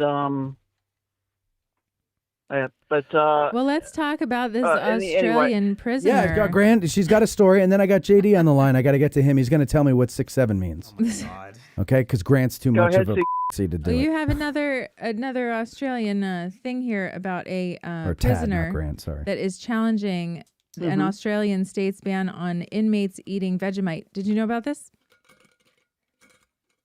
I did hear about it. It's a very weird request. It's from a prisoner. I'm not sure what he did, to be honest. It's claiming You in know a what he did? lawsuit that withholding the polarizing yeast-based spread breaches his human right to enjoy his culture as an Australian. Oh, please. So, and it's Andre. You have one song that McKechnie? mentions it. Andre McKechnie, I think. You know him, Maybe. Grant? 54 years old. He's serving a life sentence for murder. Oh wow. He Muck took duck. his battle for the. Did you know that it was a brown byproduct of brewing beer. Yes. It's a byproduct of brewing beer. I did know that. Vegemite. Yeah. Yeast infections. No, it's No. not It is peanut not butter. So it's going to the Supreme Court in Victoria. He's suing them. Let's see. The case is scheduled for trial next year. It has been banned from Victorian prisons since 2006 because it interferes with narcotic detection dogs. Inmates used to smear packets of illicit drugs with Vegemite in hope that the odor would distract the dogs from the contraband. Kidding. And it also contains yeast, which They would is also banned, slather it on their anus so that if they had something up it. which is banned Sorry. from Victorian prisons 6'7" because of its potential to be used in the production of alcohol. And then Mondelez Industries came out and they were like, no, you can't make beer from it. Don't be fooled. It's not being used in bathtubs. But he's suing because he wants to be able to enjoy Vegemite as an Australian. So there you go. And they'll allow it, and then they'll have a drug problem again. There's actually like a lot of the victims' families are coming out and saying how terrible it is because they have no rights, but yet he has the right to appeal to eat Vegemite. Yeah, well, I agree with that. They're his murder victims Well, on the can't other bitch hand, about Matt- anything because they're dead, and he's bitching about Vegemite. Yes, Tad, George, Frank. On the other hand, with Wayne. the amount of, thank you, with the amount of Americans that complain about Vegemite that I've seen over the years, you could use it in prison as a punishment. Yeah, you could. You know, the complete opposite. You get in like Guantanamo Bay instead of like all the yes. bad music and all that. Just feed them Vegemite. What do you And feel? men at work. Who do you think first thought this would be a good thing to put on toast? A drunk Australian. A drunk Australian, yeah. It's always the answer is usually a drunk Do you Australian. know how it was invented? No. It was a I'll byproduct quickly of. tell you Go ahead. how it was invented. It was Mr. Mite, you know, he went by Veggie, but his name was Mite. Oh, okay. Grant. He actually had he had it. No, Yes. no. No. It was marketed as a source of vitamin B for Yes. growing children. That's right. Vegemite, of course, Yes. is Australian It's an alternative to Britain's vitamin B. Marmite. Okay. Yeah, Wait, what? And which is an alternative to America's thermite.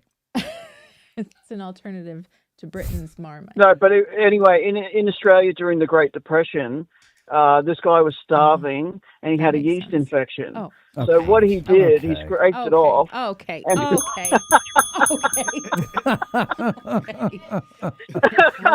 Jesus, Grant, what the hell is wrong with you? Oh, so nasty. I always go too far. It is. I know. It's so nasty. You got to commit to the bit. Commit to the bit. Yeah. All right, listen, Grant. Have you ever? I mean, I know you haven't met face to face, but have you ever talked to JD before? JD Huitt from the History Underground, of course. Well, no, just like on when he's in live streams and all that. But he's always too busy listening to Taylor Swift. I can never get in contact with him. You know, he's always shaking it off. So and he's a dancing kind of guy. All I know is he dances a lot. He's got Riz. He knows about 6'7" apparently. So Up already. Just a simple no would have sufficed. All right. Well, Grant, don't say your buddy Matt has never done anything for you, my friend, because today's your opportunity. Say hello to JD Hewitt. All right. Say hi. Hello, sir. Hello, how we doing? Hey, JD, how are you? Hi, JD. Doing well. Can you hear me all right? Yeah, we can hear you. This is Grant I from can. Australia. Grant. I can hear you just over the dim of the Taylor Swift music. I can just hear you over it. Yeah. Hey, so I'm glad that that I'm able to talk to you. I'm actually needing to get your address so that I can send you a cease and desist letter from my lawyer. The goofy videos that you've been making. Yeah, I know. I got to deal with it every week. I was glad to see it was you this time. To be fair, Mr. Hewitt, I don't really have to change much. It's just really what video you've shown us, and then I just edit it a little bit. I haven't done it at the same time. All right, JD. Thank you very much for once again, you are showing that you are a true educator because you are calling in to tell us about what 6-7 means. Yeah. So here's the deal. As an educator, you have to stay one step ahead of your students. Right, one trick ahead of the dog. So you'll hear them say things, and you'll be like, okay, was that appropriate or not? And then they'll try and get you to say things, and that can be a trap. Ah, yes. The 6-7 thing is like deep in internet culture. A lot of people who say the 6-7 thing don't even know what they're saying. The phrase 6-7 originates from a rap song called Doot Doot 6-7 by a rapper named Skrilla. This is what I heard today, but I didn't understand any of this, so go ahead. Yeah, so in the song, he's rapping and he says something like, I know he's dying 6-7. 6-7, nobody knows exactly what he's referring to. It could be like 67th Street in some city. It also could be police code. A 10-6-7 is code for police radio code for notifying of death. Okay. But in the song, okay, so we're going to get somewhere eventually with this, but it takes a while. Okay. And so in the song, after he says 6-7, the beat kind of drops. All right. So there's this big bass thing right after he says 6-7. So on apps like TikTok, where you can sample, songs and stuff like that and put your own video over it, people started sampling this song. And then after he would say 6-7, well, then you'd have like a transition in your video or something like that. So people started kind of like hacking this idea, and you really started seeing it with professional basketball players. Where they would say something about 6-7, like, okay, how many, they'd be getting interviewed. How tall are you? I don't know, 6'7". How many points? How many 3-pointers you're going to score tonight? 6-7. So that people would see that, they would clip that piece of video and then put the basketball player in their little mashup or their video thing, so that whenever he says 6-7, then the beat drops. And then it kind of just took on a life of its own and went crazy from there. So in the spring of last year, there was this junior high kid. I don't even know who he is or where he's from. I just know what he looks like. Who they caught on to this whole 6-7 thing. He's known as the 6-7 kid now, and he's at a basketball game.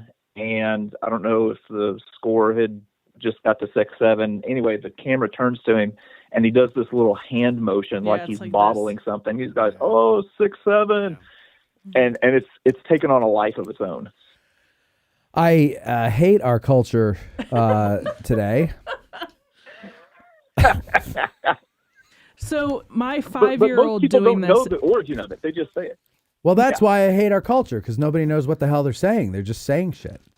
So my 5-year-old doing this, he's not doing something perverted or something like that. Well, who correct. knows? And that's why I had to go deep into the internet and investigate this to make sure that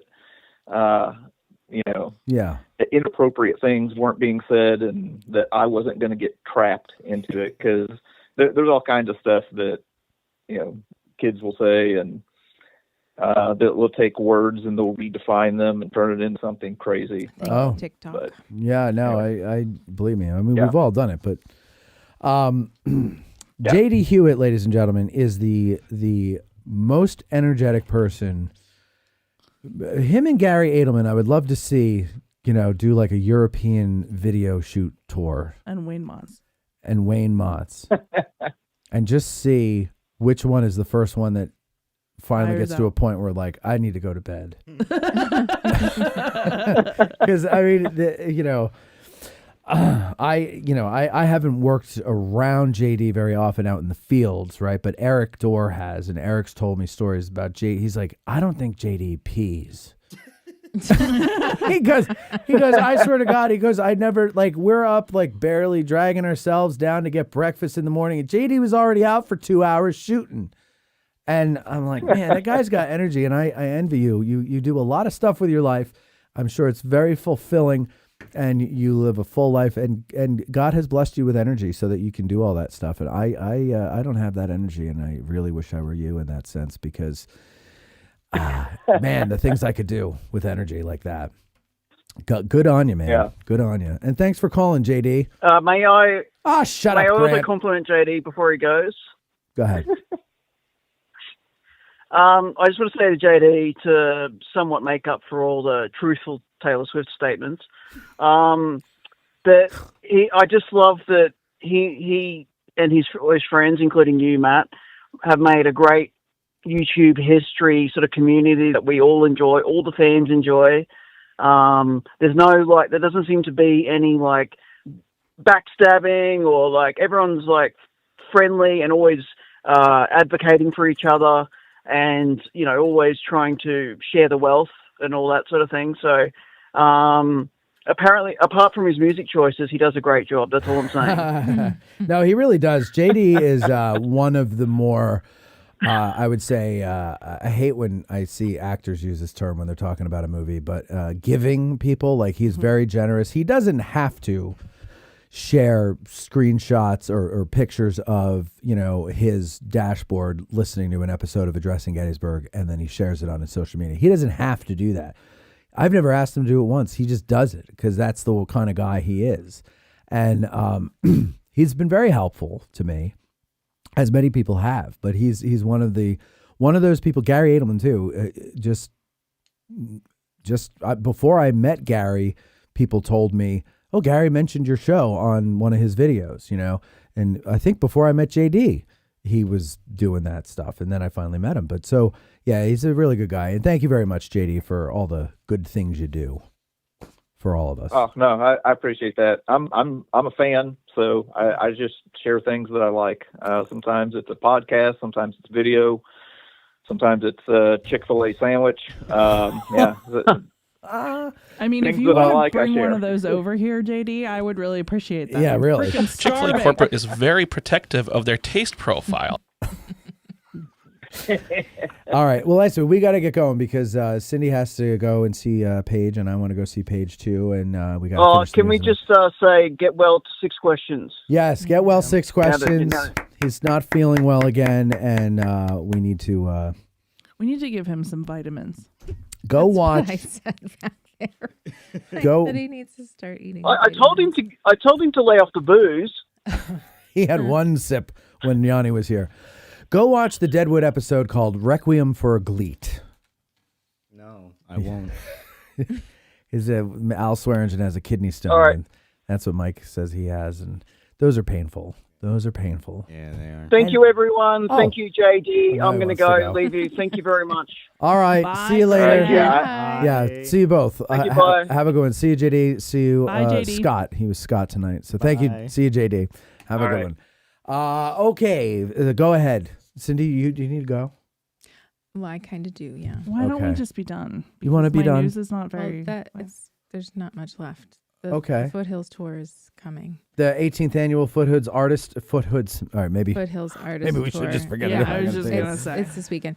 All right. But also, I think everybody should take. You're talking about AI, and the only other thing that I had was I had sent it to you, a little piece of it. There's a 60 Minutes episode about AI and how they were testing it. I was watching it, yeah. And did you see the whole thing, or just you watched the reel I watched like sent half you? of it in the reel that you sent me. Yeah, it's pretty insane. Yeah, the how- AI started holding, what was it? Well, like, because it will do whatever it needs to protect itself. right. So if it latches on to that, you're going to shut down AI, then it will search and find. It blackmails people. So like they set up a not. fake company with fake emails and fake people and everything like that. 60 Minutes. And all these emails, and the AI learned everything, right? Yeah. And so that when the AI sensed that it was about to be shut down, it sent an email to the guy who was going to shut it down. And it was like, I'll tell everybody that you've been seeing Jessica on the side when or I'll you're tell both your married. wife that you because this was all fake stuff if you watch the 60 Minutes, so you have to look up the 60 Minutes episode, but like they were feeding it information to see how far it would go before it let itself be destroyed, and it will not. So like they're trying to undo things My with AI question- so that it Well, doesn't. what happens if like the person? Was like, fine, who cares? Yeah. Yeah. Well, yeah. Well, what then they would happened? shut it down. But the point is that AI does what it has to do to survive. So the fact that it's learning things I saw this and movie. it's I saw this movie. It was called Age of Ultron. well, no, I'm telling you that there's a 60 Minutes episode where they actually did experiments becoming with it, reality and they were now. feeding things to it so that they could find out how do we fix this. But you have to watch it. So. I meant to text this to you, and it's like you're creating something that is doing this to you in the testing phases. Mm-hmm. Nothing in your body says stop. Like, Well, let's I stop. know. Can we just stop? I And know. stop. How about we stop? It's just because and then we somebody stop. is like, oh, I'm going to rule the world. You know, like, Yeah, oh, I this know. is going to be the best thing It's ever. pinky in the brain. Yes. Pinky in the brain. Finally, brain got his moment. Yeah, right. Finally.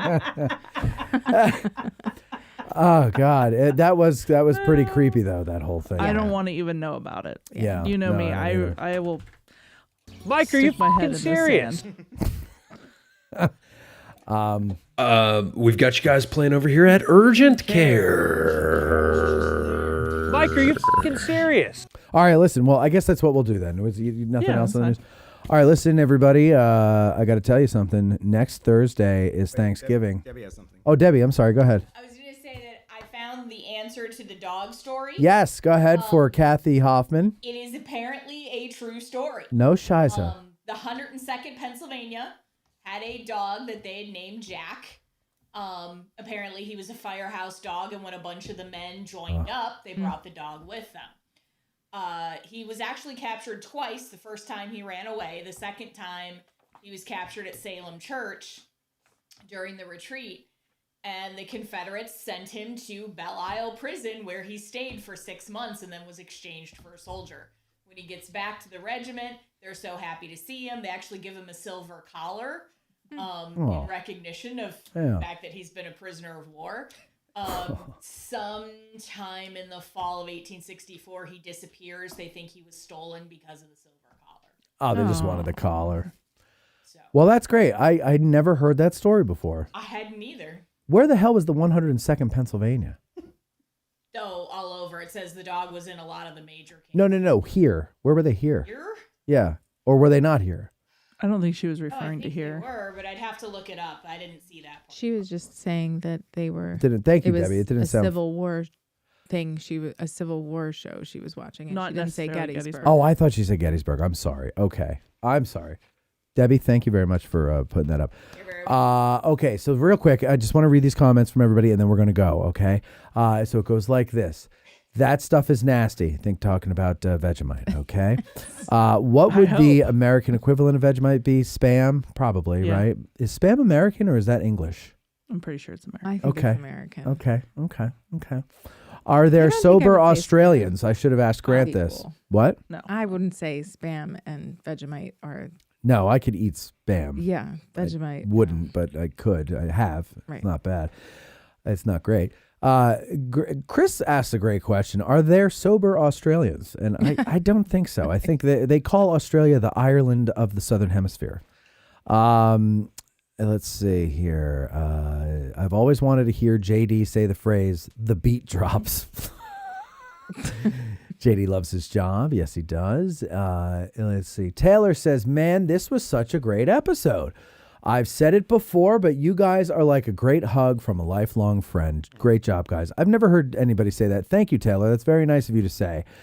Ken says it still hurts, the hug. I think. I don't know what he's talking about.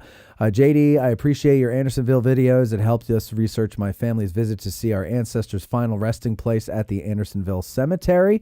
Let's see, John B says HAL 9000. Yeah, that's what it is, exactly. It's 2001 A Space Odyssey. And Baba Booey to y'all. I see OJ, man, and he is scared. All right. Thank you all. By the way, Mikey B said something to me the other day, and it really has me excited. He said there's something that he needs to work on, but if he can get it under control in 2026, he wants to do a morning show. It would be a history show or something. I would love to do a morning show. But like on your channel? Yeah. No, maybe separate. Maybe we'll do or maybe on Facebook. Facebook's a little more forgiving. I don't know, but we'll see. We'll see. Mike's got a tall order to take care of first, so we'll see if that happens. But my point is, ladies and gentlemen, that I always wanted to do this show as a morning show, but I know nobody would ever say, yeah, I'll get up at 4 a.m. to start this at 6 a.m. And you can't, you have a little kid and all that. But I've always dreamed of doing that. But someday maybe we'll get a lot of support on DH Pioneers and we'll be able to do that. We'll see. Or maybe we won't see anything at all. Tad, thank you for doing Court's job tonight. Court, I hope you're feeling better. Debbie, thank you for the research. Cindy, great job on the news. And thank you for all your help booking everybody over the last 2 years, right? 2 years. Yeah. 2 years, yeah. I'll tell you, my mom loved when you started on the show, and she'll be back. You'll be back to visit and everything like that. But yeah, now this isn't her last show. Last show is next week. No, the one after. The one after. Right? The 4th. December 4th. That'll be the final show of the year. And that'll be the final AG Today on YouTube. And then from that moment forward, it'll be going over on Patreon. The weird thing is we're going to have to use YouTube as a vehicle to do that until Patreon's native live streaming capabilities gets a little better, because I tested it and it's not good. But once we get there, then it'll be native to Patreon. So we still have to use YouTube, but it will be unlisted, so it won't be visible on YouTube itself. It's a stupid system. This is why, ladies and gentlemen, I went bald. Okay, that's why. That's it. Sure. Otherwise, you guys have a very happy Thanksgiving. I'm very happy and thankful for all of you, and we will see you in 2 weeks. And that's it, everybody. Thank you, Beth. Thank you, everybody. We'll have yourselves a wonderful Thanksgiving. Don't eat too much. Don't eat too much. That's what they always say. Don't eat too much. Don't eat too much. It's a great turkey. We're going to have the best turkey ever. Thanksgiving, wow. Produced by Matt Cowley, Thanksgiving, Bethany England, wow. Cindy Compton. Engineered by Courtney Micker and sometimes someone else. Guest bookings by Cindy Compton. Guests of AG Today stay wherever the hell they can. We don't have that kind of budget. But maybe someday, if you become a patron at www.patreon.com/addressinggettysburg. To be a guest on the show, send an email to cindy@addressinggettysburg.com. I'm Testicles Maximus, the voice of AG Today. Thanks for listening.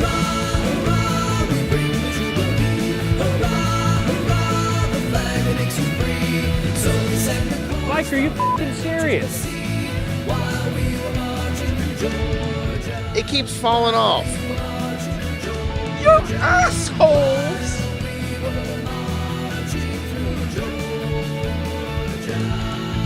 Oh, shit. What happened? I don't think so.